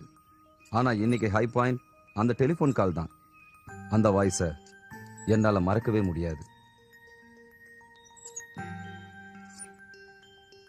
இன்னைக்கு என்னோட பிறந்த நாள். அவ ஞாபகமா எனக்கு போன் பண்ணியிருந்தா. அவ கூட எனக்கு பேசறதுக்கு ஆசை இருந்தாலும் அதுக்கு நான் எப்பவும் முயற்சி பண்றதில்லன்னு தான் உண்மை. தேவையில்லாத விஷயங்களை பேச என் மனசும் நாக்கும் ஒத்துக்கவே ஒத்துக்காது. There is a magic. அது குரல்லையோ அல்லது சொல்ற விஷயத்திலயோ இல்ல. அவ ரெப்ரசன்ட் பண்ற ஒரு புதுமையான பெண்ணுக்குரிய அழகிய அலர். அவளுடைய உடல் என்னை சலனப்படுத்தினதே கிடையாது. மனசுக்குள்ள அடக்கி வச்சிட்டு இருக்கிற மோகத்தை தீர்த்துக்கணும்னு அவகிட்ட சொல்லவும் தோணல. ஆனா பதட்டம் இருக்கு. ஏன்னா அதுதான் மனிதனோட இயலாமை போல இருக்கு. உங்க அப்பாவோட வாழ்க்கையில இருந்த பெண்களை பத்தி உங்ககிட்ட சொல்றது ஒன்னும் தப்பு இல்லைன்னு நினைக்கிறேன். நீ அவனோட மகன், தெரிஞ்சுக்கணும். மறைச்சு வைக்கிற அளவுக்கு அவர்கிட்ட எந்த ரகசியமும் கிடையாது. Shockingly transparent. எல்லாமே விவரமா அப்பா எழுதி வச்சிருந்த டைரி எனக்கு கிடைச்சது. அதுல இருந்து நான் ஒவ்வொரு பக்கமா படிச்சிட்டு இருக்கேன். வேணும்னா நான் கடைசி வருஷத்தோட டைரி எடுத்து படிச்சா எனக்கு எல்லாமே தெரிஞ்சிடும். But that's kill the fun. I doubt. நீ இதுல ஒரு ஃபிக்ஷனோட பாசிபிலிட்டியை யோசிக்கிற, கரெக்டா? அப்பாவோட வழிகள்ல ஃபாலோ பண்ணி சில கிரே ஏரியாஸ பார்த்தா அனுபவசாலி நீ. இப்போ அதெல்லாம் ஒண்ணும் தோணல. புக்ல இருக்கிறத மட்டும் தான் படிக்கிறேன். உன் தேவை என்னன்னு எனக்கு புரிஞ்சிருச்சு. இதை வச்சு ஒரு நாவலோ இல்ல அவரோட பயோகிராஃபியோ எழுதணும்னு நினைக்கிறேன். கரெக்டா? Nothing wrong. அவரோட வாழ்க்கையே ஒரு பெரிய சரித்திரம் தான் சொல்லணும். அங்கிள், டெலிபோன் கால்ல வந்த பொண்ணை பத்தி எனக்கு தெரிஞ்ச வரைக்கும் அப்பா இது வரைக்கும் இவ்வளவு பொசிசிவா இவ்வளவு அப்செட்டா எந்த பொண்ணை பத்தியும் எழுதினது இல்ல. ஒவ்வொரு வரியிலும் I could sense a deep romance. இல்ல, ஒரு டெலிபோன் குரல் மூலமா அப்பாவோட வாழ்க்கையில வந்த பொண்ணை பத்தி அவர் ஒரு தடவை நிறைய பேர் சித்தார்த்த தேடி வந்திருக்காங்க. ஆனா அந்த மாதிரி தேடி வந்த பெண்கள் எல்லார்கிட்டயும் ஜோவியெல்லாம் பழகுனது இல்ல. அப்புறம் எனக்கு தெரிய வேண்டியது அந்த ஹைடாவை பத்தி. அவர் எடுத்த படத்துல சோமனங்களோட 2வது ஒய்ஃபா நடிக்க வந்தது. ஹைடாவா? சித்தார்த்துக்கு சுத்தமாவே பிடிக்காது. லாஸ்ட் மினிட்ல யாரும் இல்லாததுனால அவ நடிக்க வேண்டியதாயிடுச்சு. பட் சர்ப்ரைசிங்லி அவ அந்த படத்துல ரொம்ப நல்லா நடிச்சிருக்கா. சரி, இப்ப அவங்க எங்க இருக்காங்கன்னு தெரிஞ்சுக்கலாமா? சில சின்ன படம்லாம் பண்ணிட்டு ஃபீல்ட் அவுட் ஆயிட்டா. எங்க இருக்கான்னு வேணும்னா கண்டுபிடிக்கலாம். நிச்சயம் கண்டுபிடிக்கணும் பாலன் அங்கிள். நான் உங்களை பார்த்தே ஆகணும். மேடம், மேடத்திற்கு ஒரு விசிட்டர் வந்திருக்காங்க. நீ போ வர.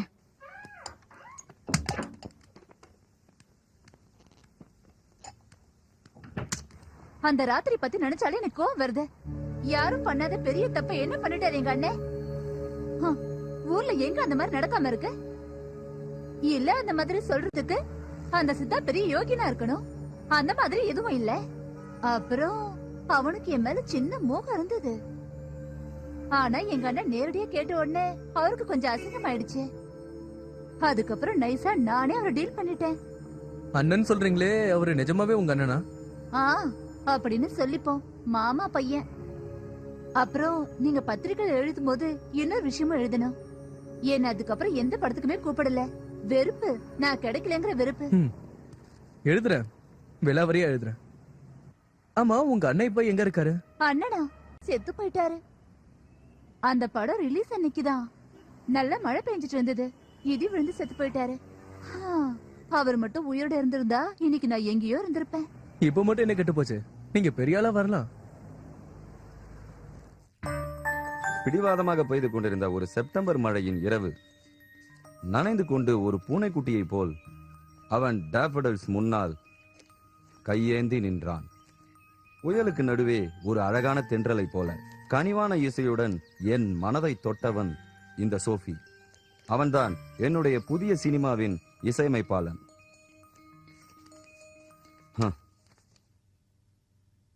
என்னுயிரே, என்னுயிரே, உன் ஞாபகம் தினம் என் விழியில் வந்தாடுது, விழியில் வந்தாடுது. நல்லா இருக்கு. நல்லா இருக்கு. என்னுயிரே, என்னுயிரே, உன் ஞாபகம் தினமே விழியில் வந்தாடுது. ஒரு வாட்டி பாடு. என்னுயிரே, என்னுயிரே, என்னுயிரே, உன் ஞாபகம் தினம் என் விழியில் வந்தாடுது, என் விழியில் வந்தாடுது. எழுத்துக்கள் தடுமாற்றமாக இருந்தது. விஸ்வநாதன்ற கேரக்டரை கொல்லணுமா வேண்டாமான்னு ஒரே கன்ஃபியூஷன். இந்த கதையில ஒரு பெண் முக்கிய கதாபாத்திரமா இருக்கா. என் பின்னே ஒரு நல்ல பவுடரின் மனம். உஷா பார்த்தசாரதி என்கிற ஹோமியோ டாக்டர். என் பேரு உஷா. போன் பண்ணிருந்தேன் நேத்து, வர சொல்லிருந்தீங்க.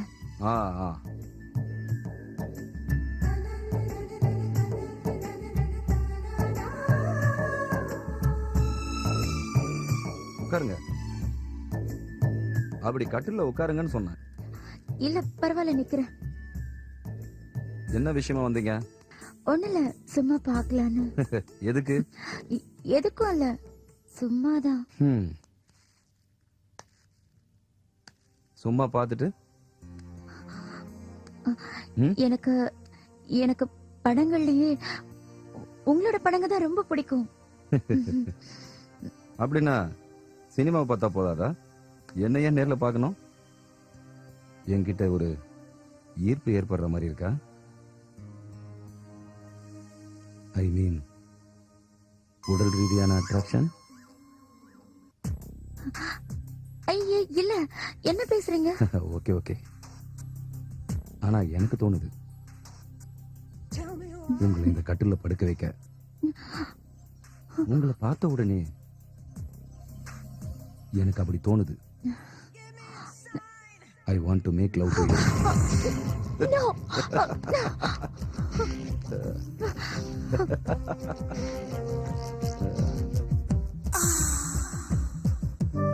அந்த அப்பாவி ஹோமியோ டாக்டர் கிட்ட ஏன் அந்த மாதிரி நான் நடந்துகிட்டேன்னு பல தடவை நான் யோசிச்சு பார்த்திருக்கேன். அந்த திரைக்கதையை நான் முடிக்கிறதுக்கு ஒரு மேனியாக்கோட பாவத்தை எனக்குள்ள நான் உருவாக்க வேண்டியிருந்தது. அதெல்லாம் சும்மா என்னையே நான் காப்பாத்திக்கிற பிலாசபி. திடீர்னு உருவான ஒரு செக்ஸுவல் அப்பியரன்ஸ், காட்டு மிருகங்களுக்கு ஏற்படுற ஒரு உடல் ஈர்ப்பு, ஒரு வெறி. பகிரங்கமா சொல்லணும்னா அதான் உண்மை. ஆனா அதுக்கப்புறம் என்கிட்ட அவ சொன்னான், அந்த ரோனஸ், அந்த பார்பேரியன் இன்வேஷன், அதுதான் அவளை மறுபடியும் டாஃபடல் ஸ்கூல்ல வர வச்சதுன்னு. ஒரு ஹோமியோ டாக்டர், நீங்க ஒரு ரெவல்யூஷன் தான். ஹோமியோ டாக்டரா இருக்கிறதுல என்ன பிரச்சனை? ஒரு குழப்பமும் இல்ல. அதான் ஏதாவது ஒரு பிரச்சனை வரணும், எந்த பிரச்சனையா இருந்தாலும் பரவாயில்ல. அப்பதான் இதுல ஒரு இன்ட்ரெஸ்டான சுகம் இருக்கும்.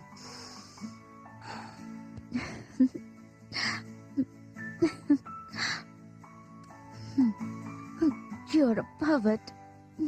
No perversions my dear, only versions. என்ன சந்தேகம்? நீயும் மோசம் இல்ல.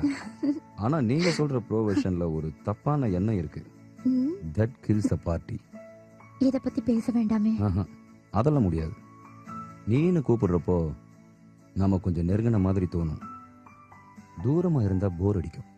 ஆனா பக்கத்துல இருந்து பேசும்போதும் அன்பை பரிமாறும் போதும் ஒரு ரொமான்ஸ் இருக்கும். அது ஒரு அற்புதமான சுகம். அப்போ மனைவி மேல இருக்கிற பாசம்? என் குழந்தைங்களோட அம்மான்ற ஒரு அக்கறை. எனக்கு அவ மேல பக்தி இருக்கு, ஆனா ஆசை இல்ல. யார் என்னை பத்தி என்ன சொன்னாலும் அவ நம்ப மாட்டா. எனக்கு சில தடவை தோணிருக்கு, நான் இந்த மாதிரி மற்ற பொண்ணுங்களோட இருக்கிறத நேர்ல பார்த்தாலும் நம்ப மாட்டா. என்ன அவ முழுமையா நம்புறா. அவ நம்பிக்கை என்ன நிறைய தடவை பயமுறுத்தி இருக்கு. அவகிட்ட நான் குழஞ்சு போற ஒரு ட்ரஸ்ட். நானும் ஒரு பொண்டாட்டி தான். அப்படின்னா நான் இப்ப சொன்ன சில விஷயங்கள் உன் புருஷனுக்கு பொருத்தமா இருக்கும்.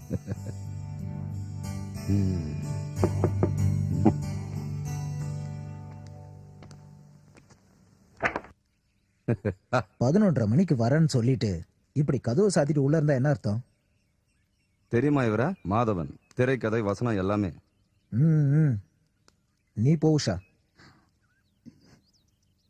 வரேன். உனக்கு இவள தெரியுமா? இப்படி என் கணவர் இறந்ததுக்கு அப்புறம் எனக்கு 2 வழிதான் இருந்தது. ஒண்ணு, இதை விட்டுட்டு பிராக்டிஸை தொடரணும். இல்லைன்னா பிராக்டிஸை விட்டுட்டு ஃபர்ஸ்ட் சாய்ஸ்ல ஃபுல் டைமா இன்வால்வ் ஆகணும். வாழறதுக்கு இதுதான் பிராக்டிக்கல்னு தோணுச்சு.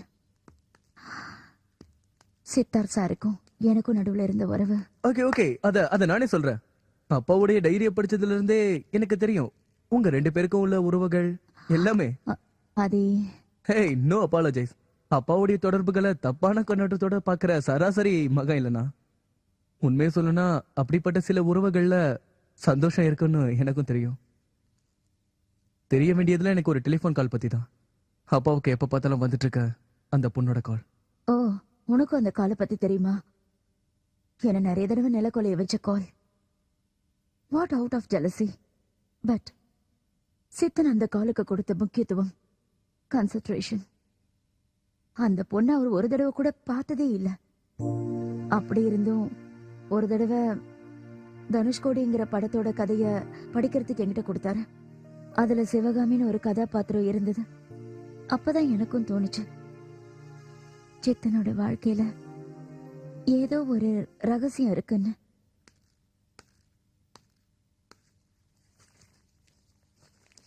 அவ்வளவு சீக்கிரம் படிச்சு முடிச்சாச்சா? 2 தடவை ராத்திரி முழுக்க. ரிலீஸ் ஆன ஃபர்ஸ்ட் டே பெட்டி எடுத்து உள்ள வைப்போமா இல்ல ஓடுமா? ஏன் என்னாச்சு? எதுக்கு இப்படி போர் அடிக்கிற மாதிரி பேசுறீங்க? என்ன போர் அடிக்கிறேனா? எப்போவாது போர் அடிச்சனா இல்ல இப்ப மட்டும் போர் அடிக்கிறேனா?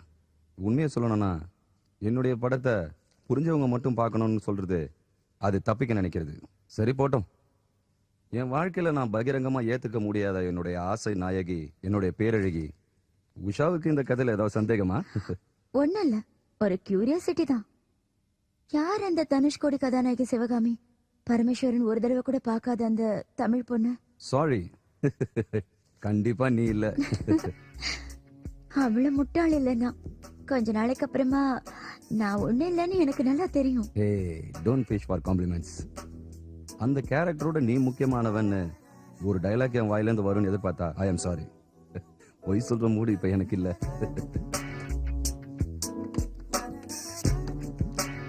பரவாயில்ல, உண்மையை சொல்லுங்க. சித்தார்த்தனோட சிவகாமி யாரு? என்னுடைய உண்மையான வாழ்க்கையிலிருந்து நான் கொண்டு வந்த கதாபாத்திரம் தான் சிவகாமின்னு நீங்க உறுதியா சொல்லும் பொழுது I feel more enticed to you. It makes you more desirable.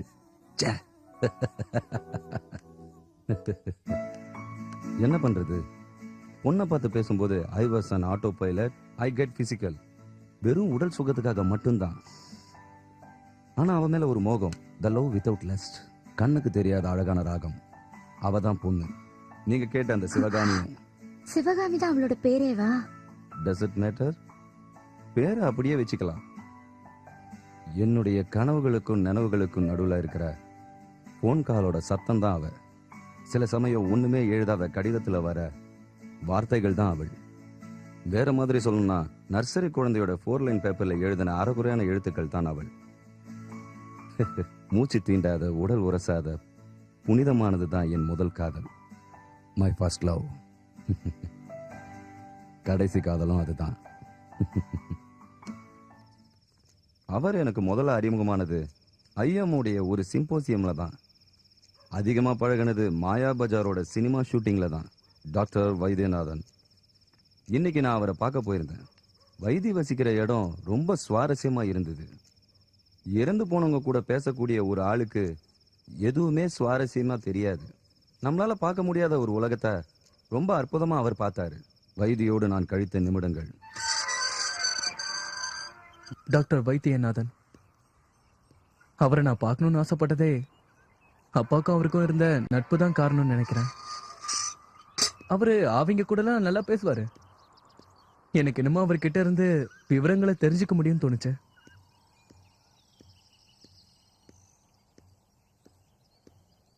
பெரிய பணக்காரங்களா வாழ்ந்து அவங்க இறந்து போனதுக்கு அப்புறம் அவங்க வீட்டை பாத்துக்கிறதுக்கு ஆள் இல்லாம பாலடைஞ்சு போன நிறைய பங்களாக்களை நான் பார்த்திருக்கேன். அந்த மாதிரி ஒரு பாழடைஞ்ச பங்களால தான் அப்பாவுடைய நண்பர் டாக்டர் வைத்தியநாதன் வாழ்ந்துட்டு இருந்தாரு.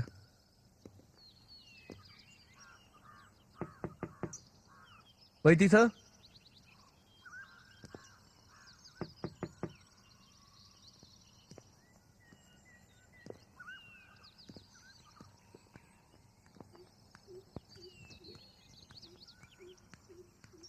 அண்ணா இங்க டாக்டர் வைத்தியநாதன். அண்ணா உங்களதான், ஏதாவது சொல்லுங்க.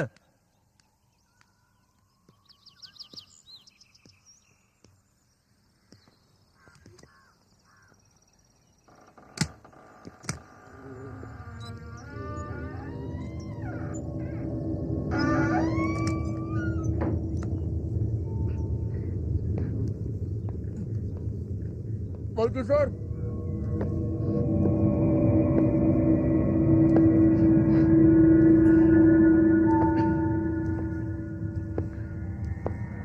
வைத்தி சார்,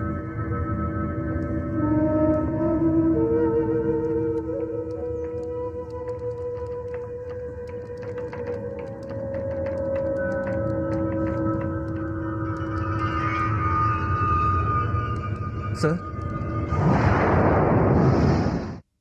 நான் அவரை பார்த்தப்போ ஏதோ மேலிக்னன்சி பாதிச்சு அவருடைய குரல் போயிடுச்சுன்னு கேள்விப்பட்டேன். அதனால குரல் வெளியே வரதுக்காக அவர் தொண்டையில ஏதோ எலக்ட்ரானிக் பொருளை வச்சு பேசிட்டு இருந்தாரு. அவர் வாழ்ந்த வீடு, அவர் வாழ்ந்த சூழ்நிலை, அவரோட பாதிக்கப்பட்ட அந்த குரல் இதெல்லாம் வச்சு பார்க்கும்போது I can imagine it must happen beyond. You bet it boss. மரணத்துக்கும் வாழ்க்கைக்கும் நடுவில் இருக்கிற மீடியேட்டர். இப்படிதான் எங்க அப்பா டைரியில உங்களை பத்தி எழுதியிருக்காரு. He mentioned that you are a lucky guy.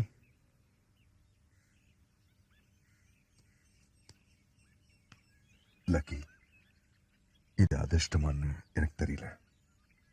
சில வருஷங்களுக்கு முன்னாடி இது அதிர்ஷ்டம் நினைச்சு ஒரு மனுஷன் வாழ்ந்துகிட்டு இருந்தான். ஒரு கலைஞன். ராமர் கோயிலுக்கு போயிட்டு திரும்பி வரும்போது திடீர்னு வழியில ஆவிகளை நேர்ல பார்த்தாரு. பயந்து போன அவரோட அதுங்க பேச ஆரம்பிச்சுது. குடும்பத்துல இருக்கிறவங்க எல்லாம் அவரை பைத்தியம் முடிவு பண்ணி சங்கிலியால கட்டி போட்டு அவஸ்தைப்படுத்தினாங்க. அவர் தான் மணி ஐயர், எங்க அண்ணன்.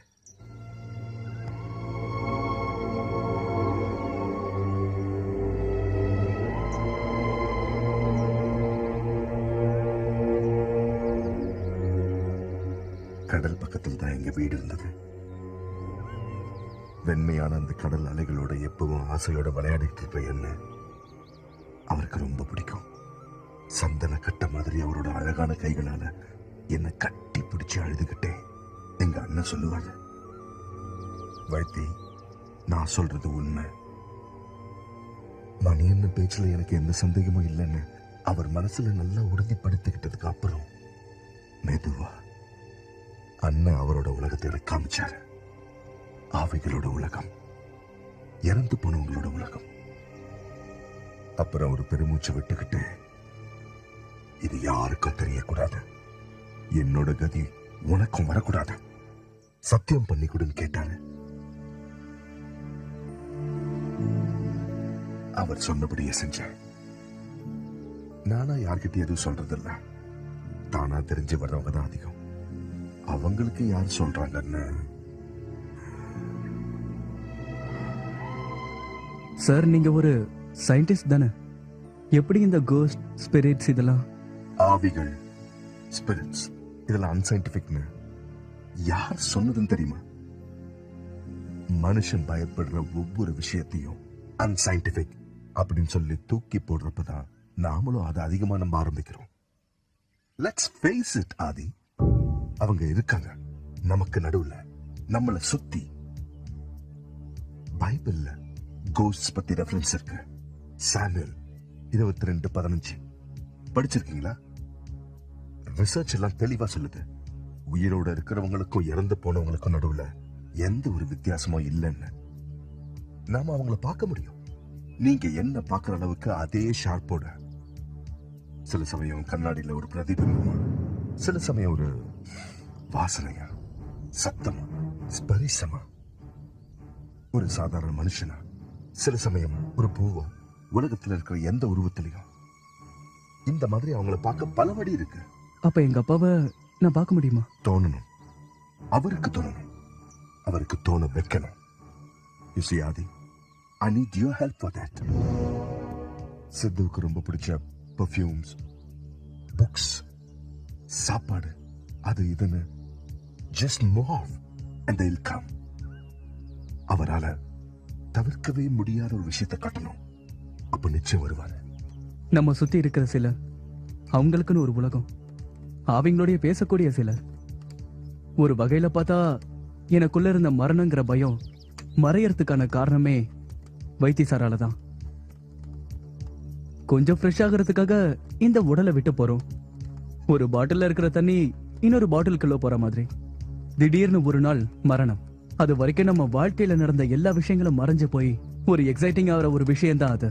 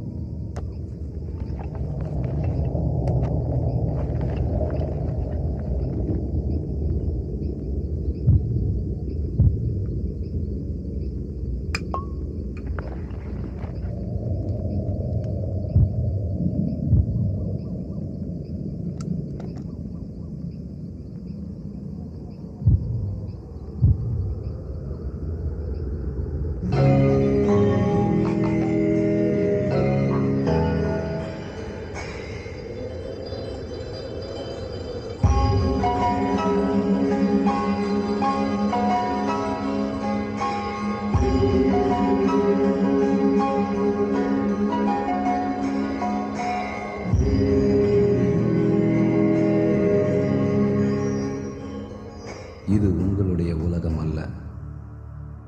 உங்களை விட பெரியவர்கள் நாங்கள் தான். இங்கே இருந்து மோகங்கள் இல்லாமல், வெறுப்புகள் இல்லாமல், உங்களை எல்லாம் பார்த்து, உங்கள் முட்டாள்தனங்களை பார்த்து சிரிக்கின்றோம். எங்குமே வாழ்கின்றோம். சொல்வதற்கு கொஞ்சம் தயங்காத ஒரு சுதந்திரம்.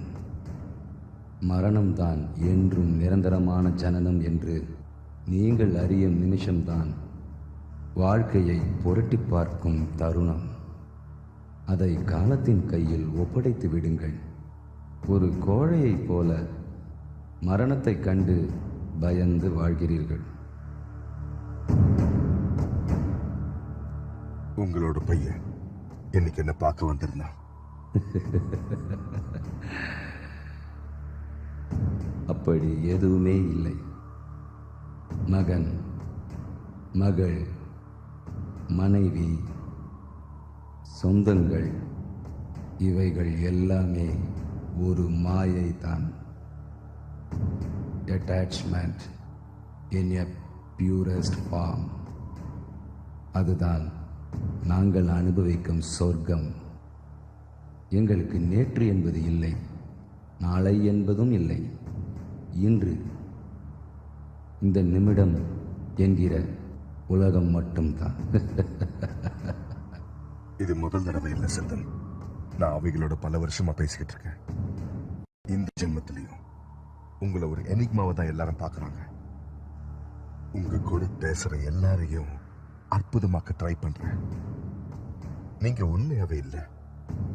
அப்ப மட்டும் இல்ல, மனுஷங்க பேசுற மாதிரி பிலாசபியோட சாயலே இல்லாத மாதிரி பேச நீங்க இப்பவும் தயாரா இல்லையே. அப்போ இப்போ அப்படி எதுவுமே இல்லையே. எப்பொழுதும் என்கிற ரியாலிட்டி, அதுதான் உண்மை. அதை பத்தி இப்ப நான் எதுவுமே பேசல. உங்களோட மரணம் யாருக்கும் புரியாத ஒரு மர்மமாவே இருக்கு. உங்களோட பையன் அந்த ரகசியம் தெரியாம ரொம்ப குழம்பி போயிருக்கான். பேசுங்க சித்தன், பேசுங்க. If you can. என்ன நடந்ததுன்னு சொல்லுங்க. Come on.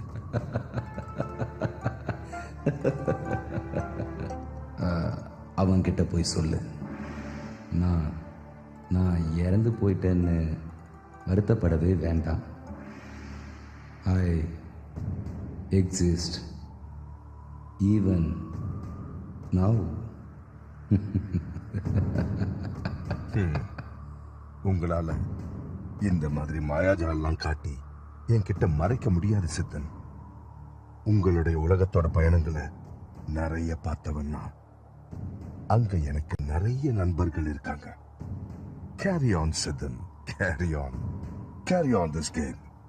நான் கண்டுபிடிச்சிடுவேன். ஓ ஓ என்னுடைய அன்பிற்குரிய எல்லா உயிரினங்களுக்கும் என்னுடைய அன்பான வாழ்த்துக்கள். You are a negotiator.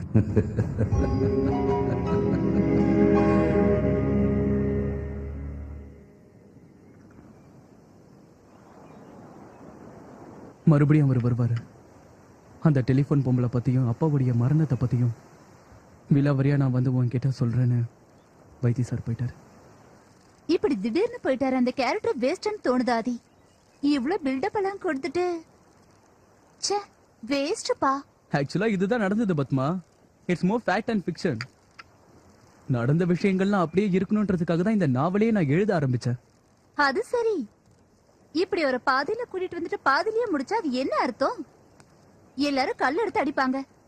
Okay, நான் அந்த ஏரியாவை ரீவொர்க் பண்ணி பார்க்கறேன். Hey no fun. Hey I know it's a genuine reflection. Thank you. சரி, அதுக்கப்புறம் கதை என்னன்னு சொல்லுங்க. இன்னொரு இன்ட்ரெஸ்டிங்கான கதாபாத்திரத்துக்கு லீட் கொடுத்ததே மாதவன் அங்கிள் தான். ஒரே ஒரு கதை எழுதி தற்கொலை பண்ணிக்கிட்ட உத்தமன் விலைனிங்கிற ஆர்டிஸ்டோட வைஃப் தான். ராஜி. அப்பாவுக்காக ஒரு அற்புதமான மரணங்கிற உத்தமன் ஒரு கதையை ரெடி பண்ணியிருந்தாரு. பரோட்டெல்லாம் காலி ஆயிட போது சீக்கிரமா கொஞ்சம் மாவு பிசைஞ்சு வைங்க. வேலை குத்தா நாங்களும் செய்வோம்ல. அதுக்கு நிறைய பேர் இருக்காங்க. சாப்பிட்டுட்டு உன் வேலையை பார்த்துட்டு போ.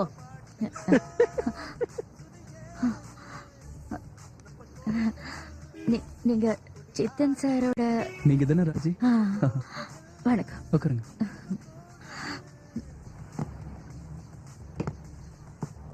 சாரோட ஏதோ ஒரு படத்துல நான் ஜூனியர் ஆர்டிஸ்டா போயிருந்தேன். சாருக்கு தெரிஞ்சிடுச்சு நான் உத்தமனோட மனைவின்னு. அன்னைக்கு சார் எனக்கு நிறைய பணம் கொடுத்தாரு.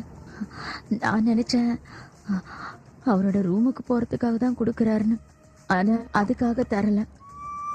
என் புருஷன் போனதுக்கு அப்புறம் அவருக்கு இருந்த பேரையும் புகழையும் நினைச்சேன். நான் ரொம்ப சந்தோஷப்பட்டேன். அதுக்கப்புறம் ஒவ்வொரு நாளும் சார் என்கிட்ட ரொம்ப நல்லா பேசுவாரு. என்ன தினம் ஷூட்டிங்க்கு வர சொல்வாரு. எக்ஸ்ட்ரா பணமும் கொடுப்பாரு. அந்த படம் முடிஞ்சதுக்கு அப்புறம் ஒரு தடவை நான் சார வேற ஒரு வீட்டுல போய் பார்த்தேன். அந்த வீட்டோட பேரு டாஃபடி. அதான் அந்த பேரு தான்.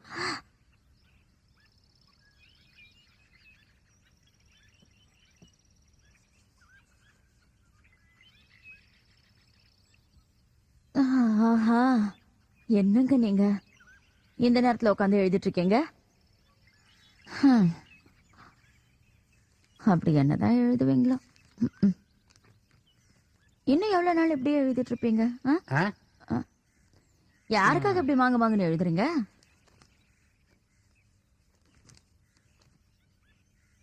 என்னங்க ஒரு நிமிஷம், நான் சொல்றத கொஞ்சம் கேளுங்களேன். கொஞ்சம் நில்லுங்க.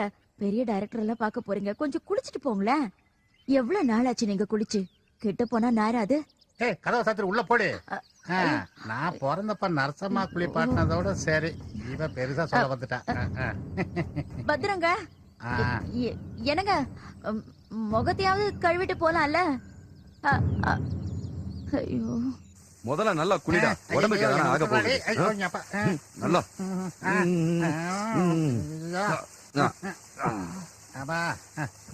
ஜன்னி வந்துடும் போல இருக்கா.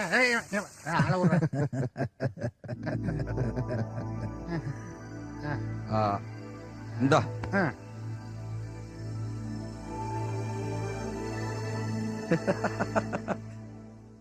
அப்போ இதுதான் ஒரிஜினல் நிறமா? இவ்வளவு நாள் பார்த்ததெல்லாம்? ஏன்டா நீ இப்படி குளிக்காம உடம்பு அழுக்கா வச்சிட்டு இருக்க? அப்படி என்ன நீ கலைய வளர்க்க போற, கதை எழுத போற? இப்ப எவ்வளவு அழகா சுத்தமா இருக்கான் பாரு. பல்லு தேய்க்காம, குளிக்காம, தலைய கழுவாம ஏன் இப்படி இருக்கான்னு தெரியவே மாட்டேங்குது. காதுல அழுக்கும், மூக்குல அழுக்கும். இப்படியே இருந்துனா உடம்புல பெரிய பெரிய கட்டி தான் வரும். மனுஷனுக்கு உடம்புல பாதி நோய் வரதுக்கு காரணமே இப்படி குளிக்காம இருக்கிறது தான். இங்க பாருடா, இனிமே ஒழுங்கா காலங்காத்தால குளிச்சுட்டு வீட்டை விட்டு கிளம்பு, இல்லன்னா அடிச்சு பல்லுகளெல்லாம் நொறுக்கிடுவேன். அட போத விடு சித்தா. விடுறதா? இவனை நம்ம வளர்த்து விட போறோம் இல்லையா மாதவன்? வளர்த்து என்ன பண்ண போறோம் தெரியுமா? இனிமே வர பிலிம் ஃபெஸ்டிவலுக்கெல்லாம் தாடியை வளர்த்து ஜிப்பாவை போட்டு விட்டு அப்படியே பரம்பரையா பெரிய கதை எழுதுற ஆள் மாதிரி ஒரு பில்டப் கொடுத்து தியேட்டருக்கு வர ஒவ்வொரு ஆடியன்ஸையும் இவனை, இந்த லூச ஆராதிக்கிற ஒரு கலைஞனை மாத்தணும்.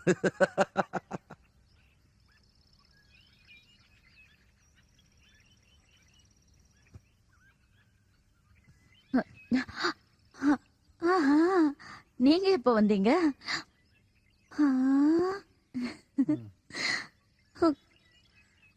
உள்ள வாங்க.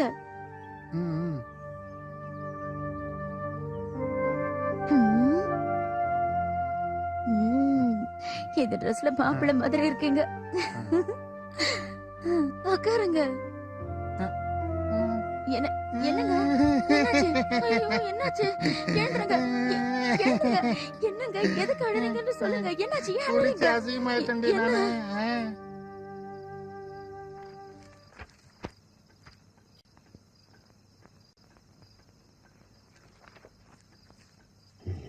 அற்புதமான ஒரு மரணம்.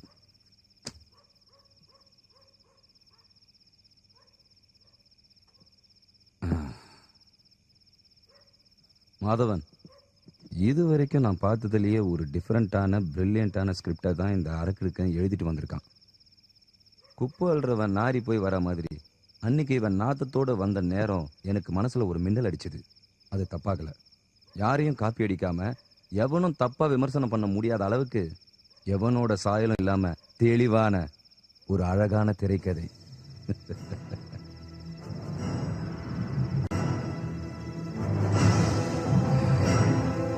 மாதவன், இந்த ஸ்கிரிப்டோட பேஸ் என்னன்னு தெரியுமா? இந்த உலகம் வாழணுக்காகவா இல்ல செத்து போனவனுக்காகவா? நம்மளை விட இறந்தவங்க தான் அதிக நாள் வாழ்ந்திருக்காங்க. இறந்து போனவங்களோட எண்ணிக்கையை விட இப்ப வாழ்ந்துட்டு இருக்கிறவங்களோட எண்ணிக்கை ரொம்ப கம்மி. அதையும் விடுங்க, இவ்வளவு நாள் நம்ம வாழ்ந்து என்ன பிரயோஜனம்? அவங்களோட தானே யதார்த்த உலகம், வாழ்க்கை. ஒரு புதிய வாழ்க்கையை தொடங்கணும்னா நாம செத்து தானே ஆகணும். A fantastic positive light. டே நிறுத்து. அதிகமா சிகரெட் குடிச்சா இறந்து போயிடும்னு தான் நான் சிகரெட்டையே நிறுத்தினேன். இப்படி ஒரு அடியா பயங்கரமா கதை எழுதிட்டு இருந்தா மரணமா மண்ணாங்கட்டிய. டே உத்தமா, எடுத்துட்டு போடா, இதெல்லாம் போடா. அவனை அப்படி சாதாரணமா எடை போடாத. அவன் இங்க இருக்கிறதுக்கு எல்லா தகுதியும் இருக்குது. சார், மனசு நிறைஞ்சிருச்சு சார். இது எல்லாம் நீங்க பெருசா சினிமாவை எடுக்க வேணாம் சார். என்ன புரிஞ்சுக்கிட்டீங்கல்ல, நல்லா தெரிஞ்சுக்கிட்டீங்கல்ல, என் கதை உங்களை திருப்தி படுத்துருச்சு இல்ல, அது போதும் சார். உங்ககிட்ட நான் ஒரு விஷயம் கேட்க போறேன் சார். தயவு செஞ்சு கொடுப்பீங்களா?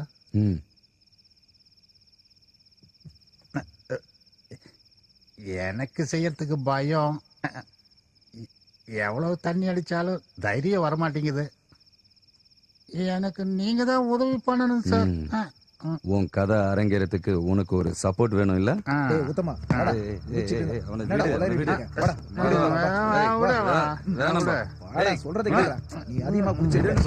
மாதவா, நீ உள்ள போ, நான் கூட்டு போறேன். கேளு, நான் கூட்டு போறேன். என்னையே அடிச்சுட்டல, நட்பை அவமானப்படுத்திட்டியடா. தண்ணி அடிச்சா கண்ணு மணி தெரியாதுல்ல, இனிமே நான் உன்னை பார்க்கவே மாட்டேன்டா.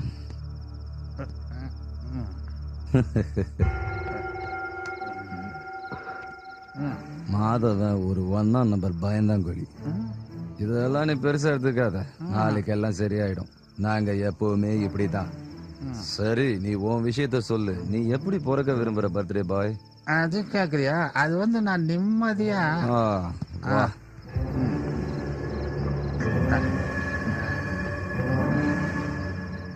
உத்தமா, உனக்கு ஒரு புது வாழ்க்கையை ஏற்படுத்தி கொடுக்க போற பாக்கியம் எனக்கு.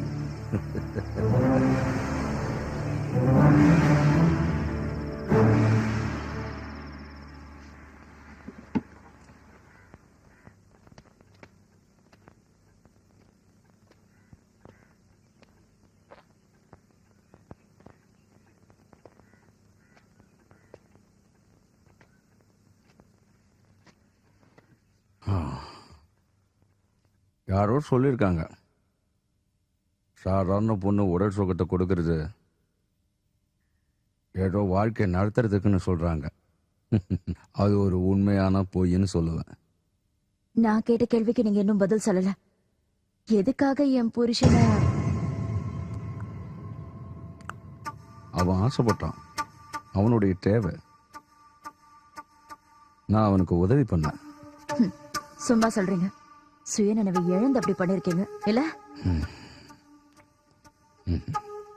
இல்ல, உனக்கு எப்படி சொல்லி புரிய வைக்கிறதுன்னு எனக்கு தெரியல. எப்படியும் கண்டிப்பா அவனே செஞ்சிருப்பான். அன்னைக்கு இல்ல, நான் என்னைக்கோ வேற ஒரு மோசமான வகையில அவன் ஆசைப்பட்ட மாதிரியே. எனக்கு அவனை ரொம்ப பிடிக்கும். என்னென்னமோ சொல்றீங்க சார். உங்களுக்கே புரியாம என்னென்னமோ பேசுறீங்க. அழகான காலை பொழுதுல கண் விழித்து இயற்கையை பார்க்கலான்னு வெளியே வந்தேன். மரக்கிளையில தொங்கிட்டு இருந்த உன்னோட உத்தம புருஷனை பார்த்த உடனே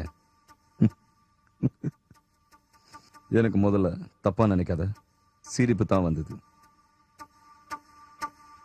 நல்ல தெளிவான போராடக்கூடிய சக்தி இருக்கிற நம்முடைய மனசுல முடியுமா முடியாதாங்கிற சந்தேகத்துல உயிரை விட்டுட்டான் உன்னுடைய உத்தம.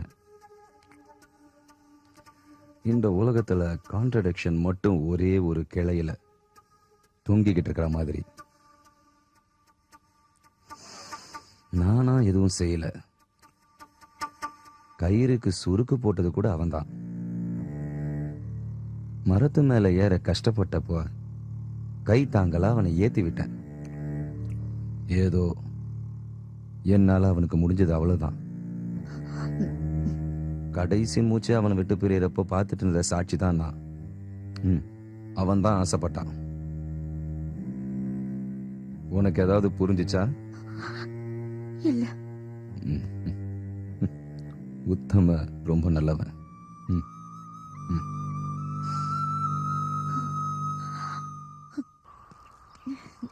இத வார்த்தைக்காக சொல்றேன்னு நினைக்காதீங்க. நிஜமாவே எனக்கு ரொம்ப கஷ்டமா இருக்கு. நான் உங்களுக்கு ஏதாவது செய்யணும்னு தோணுது. காசு ஏதாவது தரப்போறியா? உங்ககிட்ட எவ்வளவோ காசு இருக்கலாம். ஆனா அந்த காசெல்லாம் எனக்கு வேண்டாம். எனக்கு ரொம்ப சந்தோஷமா இருக்கு. ரொம்ப நாள் கழிச்சு மனசை விட்டு சந்தோஷமா ஒரு சாதாரண பொண்ணா பேசி.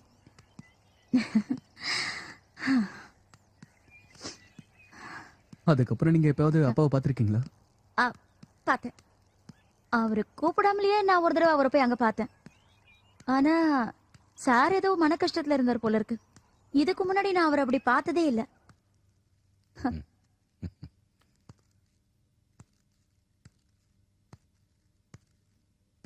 என்ன அப்படியே கத்தியால குத்தணும் போல இருக்குல்ல உனக்கு? எதுக்கு? உன் உத்தம புருஷனை உன்கிட்ட இருந்து பிரிச்சனே அதுக்காக. கத்திய வச்சு குத்தணும்லாம் ஒண்ணு தோணல. பின்ன ஒரு பெரிய பாறாங்கல்ல தூக்கி உங்க தலையில போடலாமா, இல்ல ஒரு பெரிய பில்டிங்ல இருந்து உங்களை கீழே தள்ளலாமான்னு அப்படி எல்லாம் நான் கனவு கண்டு இருக்கேன். ஒரு வாய்ப்பு தந்தா நீ அப்படி செய்வியா? அந்த மாதிரி வாய்ப்பு கிடைக்கும் போது யாராவது அப்படி செஞ்சாங்களான்னு எனக்கு தெரியணுங்க. அப்படின்னா? உங்களுக்கு தெரியாது, அப்பா அந்த கட்டடத்துல இருந்து கால் தடிக்க கீழே விழுந்து சாகல. யாரோ அப்பாவை கொண்டுட்டாங்க. ஐயோ, எதுக்கு? அதை கண்டுபிடிக்க தான் நானும் முயற்சி பண்றேன். உங்களை சந்திக்கிறதுக்கு முன்னாடி வரைக்கும் உங்க மேலேயும் எனக்கு சந்தேகம் இருந்தது. ஆனா ஒண்ணு மட்டும் நிச்சயங்க, எங்க அப்பாவை கொன்னது கண்டிப்பா பொண்ணுதான். Towards the end, he had a depression. அடிக்கடி மூடியா இருக்கிற ஆளுங்கிறதுனால நான் அதை பெருசா எடுத்துக்கல. அவர் ஏதோ பெரிய நோய்க்கு அடிமையான மாதிரி மனசுக்குள்ளேயே ரொம்ப குழம்பி போயிருந்தார். அவர் எழுதின கதாபாத்திரத்து கூட வாழற மாதிரி சில நேரங்கள்ல அவர் பைத்தியம் மாதிரி பிஹேவ் பண்ணதை கூட பார்த்துருக்கேன். அந்த மாதிரி எதுவும். அப்புறம் அன்னைக்கு சம்பந்தமே இல்லாம உங்க அம்மாவை பத்தியும் தனக்கு எப்பவும் ஆர்வம் உண்டாக்குற சூசைடல் ஃபேன்சி குறிச்சி பத்தியும் சொன்னாரு. இன்னும் ரொம்ப நாள் கிடையாது என்னுடைய அழகான டாக்டர் அம்மா அப்படின்னு ரீச்சல் மெத்தாகி சொல்றா. ஓ, அவங்கள பார்த்திருக்கியா? அது போட்டோம், ரொம்ப கேவலமான ஒரு நோய். புழுத்து செத்து போகன்னு சொல்லி சினிமால நிறைய டைலாக்லாம் பேசியிருக்கேன். என்னுடைய மரணம் எந்த சமயத்தில் அதுகிட்ட ஒப்படைப்பேன்னு காத்துக்கிட்டு இருக்கு. போதும், வேணாம். என்னை பத்தி நான் கவலைப்படலை. என் மனைவிக்கு முன்னால ஒரு குற்றவாளியா நான் கைகூப்பி நின்றுக்கிட்டு செய்த தவறுகளுக்கு மன்னிப்பு கேட்கணும், அப்புறம் விடுதலை வாங்கணும் போல இருக்கு. நான் மூத்திரம் போனேன்னா கூட ஒருத்தரை எதிர்பார்க்கிற நிலைமை எனக்கு வேண்டாம். சீக்கிரமாவே நான் ஒரு முடிவு எடுத்துடுவேன். அதுக்காக என் மனசை தயார்படுத்திட்டேன். கடவுள் இல்லைன்னு நான் நிச்சயமா சொல்லுவேன். ஆனா இந்த வாழ்க்கையை முடிச்சுக்கிறதுக்காகவே, ஒரு தைரியத்துக்காகவே கடவுளே நான் ஒரு சில சமயம் கூப்பிட்டிருக்கேன். மை டியர் என் ஆசை நாயகி உஷாவே, suicide is my salvation. Can you be of any help? மரணத்தோட எல்லையை தொடுறதுக்காக நான் காத்துட்டு இருக்கேன். ஒத்த சேர்ப்பியா? அப்புறம் இன்னொரு விஷயம், என் மரணம் எந்த காலத்திலையும் யாருக்குன்னே தெரியாத ரகசியமாவே இருக்கும். மை டியர், எப்படி சித்தார்த் இறந்தான், all name will be written about it. என் காலத்துக்கு அப்புறமும் எப்படி சித்தார்த் இறந்தான்னு அதி புத்திசாலிங்க கூட தேடிக்கிட்டே இருப்பாங்க உஷா. சோ ப்ராமிஸ் மீ, என்னோட சேர்ந்து இந்த ரகசியத்தை நீயும் காப்பாற்றணும்.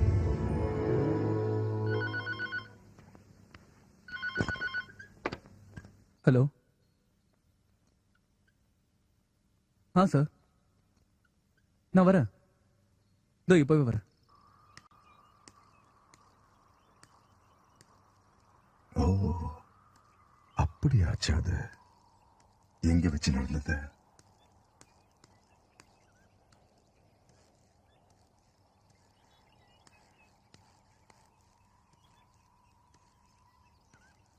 ஹாஸ்பிட்டலுக்கு யாரும் கூட்டிட்டு போலியா? நேஷனல் ஹைவே தானே, யாராவது வந்திருப்பாங்கல்ல. கஷ்டம். வைத்தி சார்,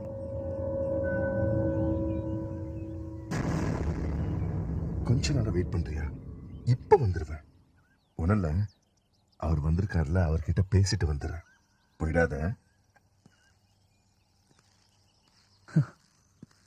யாரோட? என்னது? இல்ல, அங்க உட்காந்து யாரோடய பேசிட்டு இருந்தீங்களே, அதான். நம்ம தோட்டக்கார முனியாண்டி பையன் பைக் ஆக்சிடென்ட்ல செத்து போயிட்டான்ல, யாரோ வேணும்னு ஏத்தி கொண்டாங்கன்னு அவன் சொல்றான். நீ வா ஆதி. என்ன வரலையா? வர.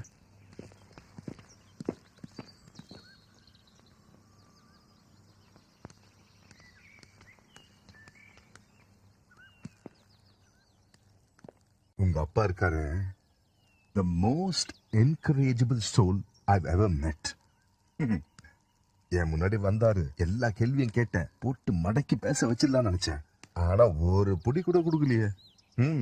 உனக்கு எந்த விஷயமும் தெரியக்கூடாதுன்ற மாதிரி அவர் ரொம்ப உறுதியா இருக்காரு. அவரோட மரண ரகசியம் உன்னை நிலக்குலைய வச்சிரும்னு அவர் பயப்படுறார் போல இருக்கு. பட் அவர்கிட்ட பேசிக்கிட்டு இருந்த அந்த கம்யூனிகேஷனுக்கு நடுவுல அந்த டேஃபோடில்ஸ்ல இருந்து எனக்கு ஒரு நல்ல லீட் கிடைச்சிருக்கு. அதுல என்னன்னா, சித்தார்த்தன் தனக்கே தெரியாம அந்த லீடை எனக்கு கொடுத்தாருன்னு எனக்கு ஒரு டவுட் இருக்கு. மெடிக்கல் ரிப்போர்ட், மெட்ராஸ்ல விஜயா ஹாஸ்பிட்டல்ல சித்தார்த்தனை செக் பண்ண டாக்டருடைய findings, observations and insights. Go through. You know something? உங்க அப்பா ஒரு பயங்கரமான நோயில இருந்திருக்காரு. He was going to die a painful death. இன்னொன்னு, என்னோட ஒரு இன்ட்யூஷன் வச்சு சொல்றேன். உங்க அப்பாவுடைய மரணம் தற்கொலையா தான் இருக்கணும். தன்னோட உடம்ப நோய் கொஞ்சம் கொஞ்சமா சாப்பிடுறத பார்க்க சகிக்காம அவரு வைத்தி சார் சொன்னதுல இருந்தே ஐ வாஸ் பிரிட்டி கன்வின்ஸ். இந்த பத்திரிகையிலையும் சினிமாலையும் நான் பார்த்த வரைக்கும் he was capable of such madness. நான் நினைச்சேன் என்னுடைய தேடுதல் அதோட முடிஞ்சிருச்சுன்னு. ஆனா அதுக்கெல்லாம் முட்டுக்கட்டை வைக்கிற மாதிரி ஒரு நாள் கீதா என்னுடைய ரூமுக்கு வந்தா. கீதா என்னுடைய தங்கச்சி. ஆமா, சித்தி என்ன சொன்னாங்க உன்னுடைய வேலையை பத்தி? எனக்கு ஒன்றும் ஃபேண்டஸியா தோணல. கொஞ்ச நாள் வேணா வெயிட் பண்ண ஃபார் அ பெட்டர் ஜாப்.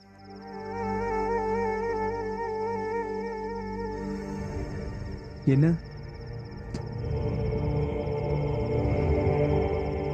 ஏய், என்ன ஒரு மாதிரியா இருக்க?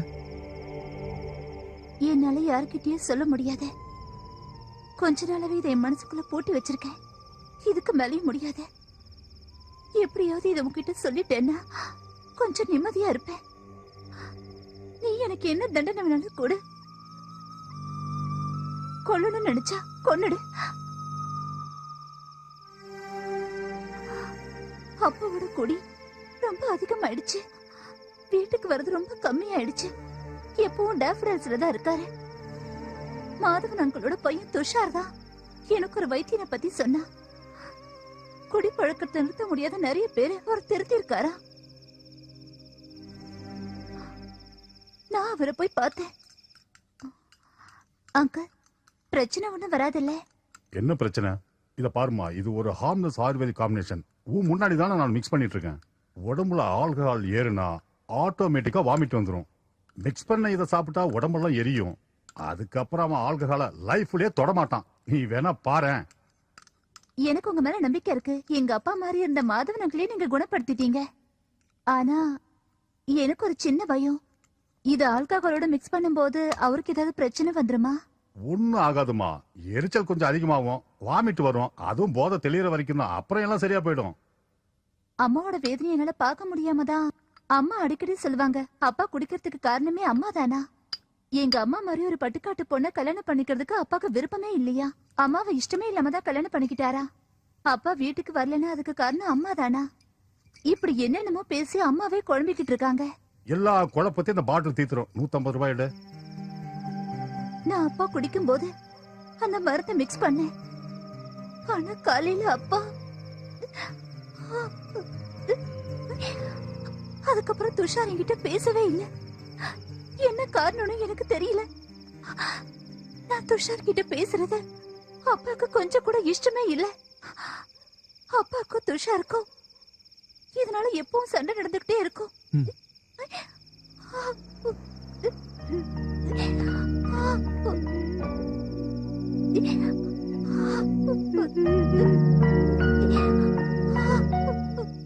துஷாரை பார்க்க எனக்கு விருப்பமே இல்ல. அவனுக்கும் கீதாக்கும் இருக்கிற பிரச்சனை தீர்த்து வைக்கணும்னு எனக்கு தோணவும் இல்லை. எங்க அப்பாக்கே பிடிக்காத ஒரு உறவை தொடர வேணான்ற ஒரு எண்ணம் தான் எனக்குள்ள இருந்தது. அது மட்டும் இல்ல, அதுக்கப்புறம் அவனை பார்க்கணுன்ற எந்த நினைப்புமே எனக்கு வரல. சொல்ல போனா அவன் என் பழைய நண்பர்கள்ல ஒருத்தன். எனக்கு அவனை சுத்தமா பிடிக்காது. அவன் கிட்ட இருந்து எனக்கு எந்த விஷயமும் கிடைக்காது. ஆனா ஒரே ஒரு விஷயம் மட்டும் தெரியணும். எங்க அப்பாக்கு மருந்து கொடுத்த ஆள் ஆயுர்வேதத்தை நிறுத்திட்டு வேற ஏதோ வேலை பார்த்துட்டு இருந்தாரா? எங்க அப்பாக்கு எந்த விஷயத்துல கலந்து கொடுத்த? யார் சொல்லி இதை செஞ்ச? துஷாரா? கையெடுக்க முதல்ல சொல்றா. சொல்றேன் எல்லாத்தையும் ஒண்ணு விடாம சொல்றேன். இங்க பாருங்க சார், இது இவ்வளவு பெரிய பிரச்சனையை உண்டாக்கணும் நீங்க யாராவது எதிர்பார்த்தீங்களா? அதுவும் இத்தனை வருஷத்துக்கு அப்புறம். உங்க அப்பாவை பல வருஷமாவே எனக்கு நல்லாவே தெரியும். அந்த துஷார் போன் பண்ணி சொன்னதுமே நான் உங்க அப்பாவுக்கு போன் பண்ணி சொல்லிட்டேன். என்ன எதையாவது கலக்கி கொடுத்து அவளை சமாதானப்படுத்தி அனுப்பிடுன்னு உங்க அப்பா சொன்னாரு. சாதாரண பச்சளை தான் அரைச்சு கொடுத்தேன். அதுல எந்த விலங்குமும் இல்ல. உங்களுக்கு சந்தேகமா இருந்தா அந்த படம் பிடிப்பாரு குண்டாலு, அந்த பாலா, அவருக்கு கூட இந்த விஷயம் தெரியும். உங்க அப்பா கூட தான் இருந்தாரு நான் போன் பண்ணி பேசிட்டு இருந்தப்ப.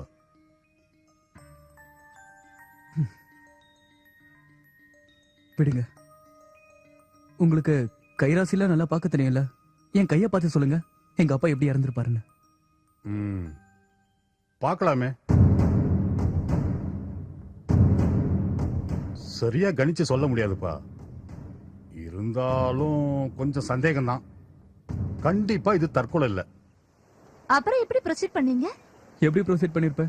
கெஸ்.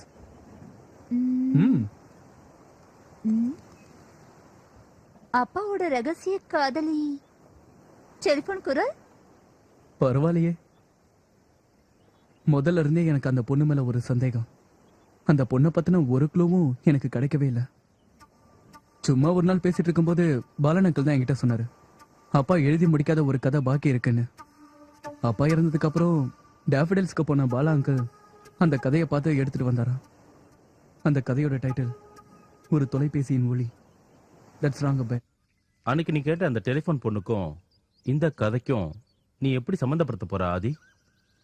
இதை உங்க அப்பா ஒரு ஆட்டோபயோகிராஃபியா தான் எழுதியிருக்காரு. ஒரு கணவன் மனைவி கிட்ட சொல்ற கன்ஃபெஷன் மோட்ல தான் இந்த கதையும் ஆரம்பிக்குது. எழுதி முடிக்கவே இல்லை.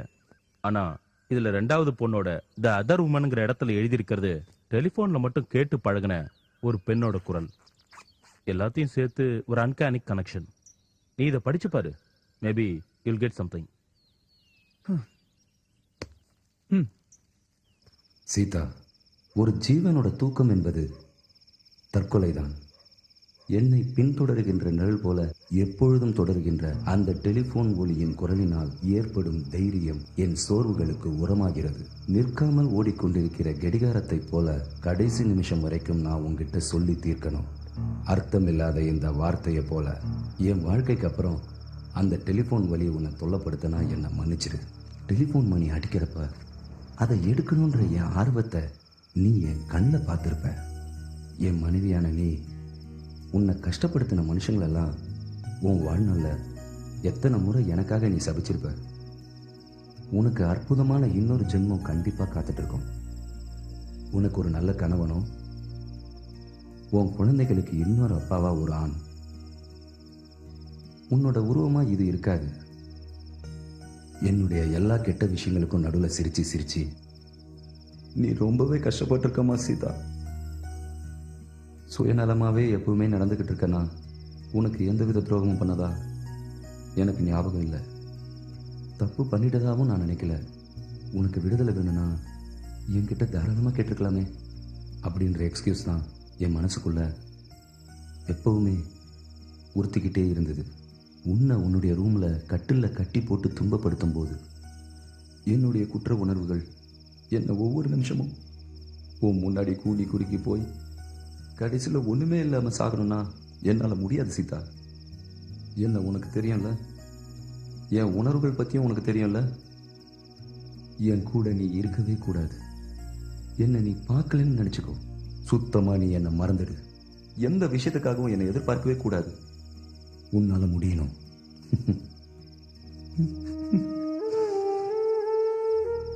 நான் மறுபடியும் உன்கிட்ட நீ எதிர்பார்க்கல. எனக்குள்ள இருக்கிற தவறுகளை நான் நோய்வாய்ப்பட்டு சாகிற நேரத்துல உணர்றேன்ல. என் வாழ்க்கையில இதுதான் பெரிய அவமானம்.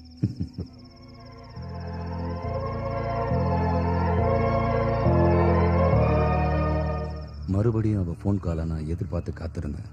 இந்த வாட்டி நான் அவளை நான் கேட்காம விட மாட்டேன். கெஞ்சி கேட்பேன். எதுக்காக அவ என் மேல கருணை காட்டணும்? என் புகழுக்காகவா இல்ல என் சொகத்துக்காகவா? டாக்டர் கிட்ட நான் கேட்டேன், நான் சாகிறது உறுதினா இந்த மண்ணுக்குள்ளே என் உடம்ப போட்டு மூடி மறைக்காம உங்க ஆஸ்பத்திரிக்கே எடுத்துக்கங்கன்னு சொல்லிட்டேன். என்னது, நீ அதை ஒத்துக்க மாட்டியா? கர்ம பலனெல்லாம் செத்ததுக்கு அப்புறம் கண்டிப்பா செஞ்சே ஆகணும்னு சொல்றியா? அது என்னால முடியாது. எத்தனை ஜோசியக்காரனை பார்த்தாலும் சரி, விதியை யாராலும் வெல்லவே முடியாது.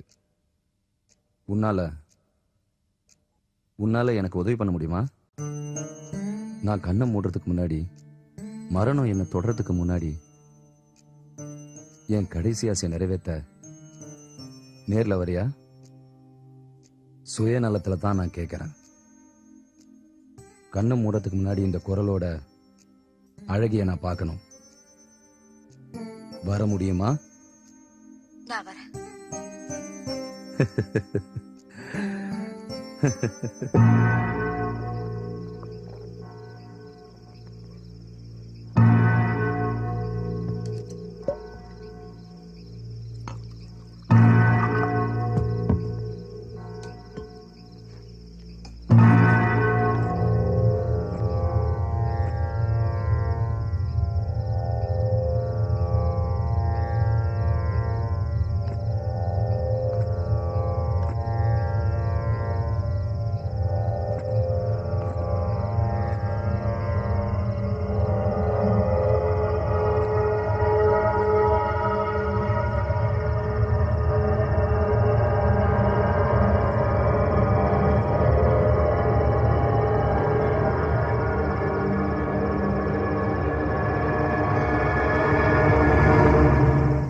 பொண்ணு ஆதி யாருன்னு கேக்குறானே. சொல்ல முடியாத. உங்களை கொண்டு கடல்ல தூக்கி போட்டுருவேன். ஏன் இப்படி டென்ஷன் பண்றீங்க? யாருன்னு சொல்லுங்க ப்ளீஸ். நீதான் பெரிய புத்திசாலியாச்சே, நீயே கண்டுபிடி. You won't get it out of my mouth. நாவலோட என்ன படிச்சா எனக்கு தெரிய போகுது. ஹேய், இல்ல, நாவல்ல கடைசியில அப்பா இறந்துட்டாருன்னு தான் எழுதியிருக்கேன். அந்த பொண்ணை பத்தின எந்த விஷயமும் நான் எழுதல. ஆதி, you are a sadist. இப்படி என்ன குழப்பி இன்னைக்கு என் தூக்கத்தை கெடுக்கணுங்கிறது உங்களோட பிளான். ரொம்ப தேங்க்ஸ். நான் வரேன்.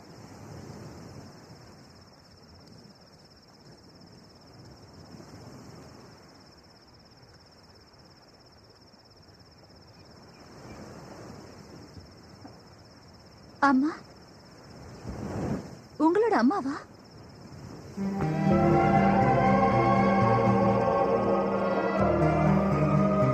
சித்தார்த்தோட மைத்திலி போனோட ரிசீவர்ல முந்தானியோட தலைப்பு சுத்தி அப்பாவுக்கு பிடிச்ச குரல அம்மா ஏன் மாறினாங்கன்னு எனக்கு இன்னும் புரியாத புதிராவே இருக்கு. ஆனா அவங்க செஞ்சதும் தப்புன்னு எனக்கு தோணல. ஏ பத்மா, உனக்கு என்ன? வேண்டாம். யாரையாவது அந்த அளவுக்கு காதலிக்க முடியுமா?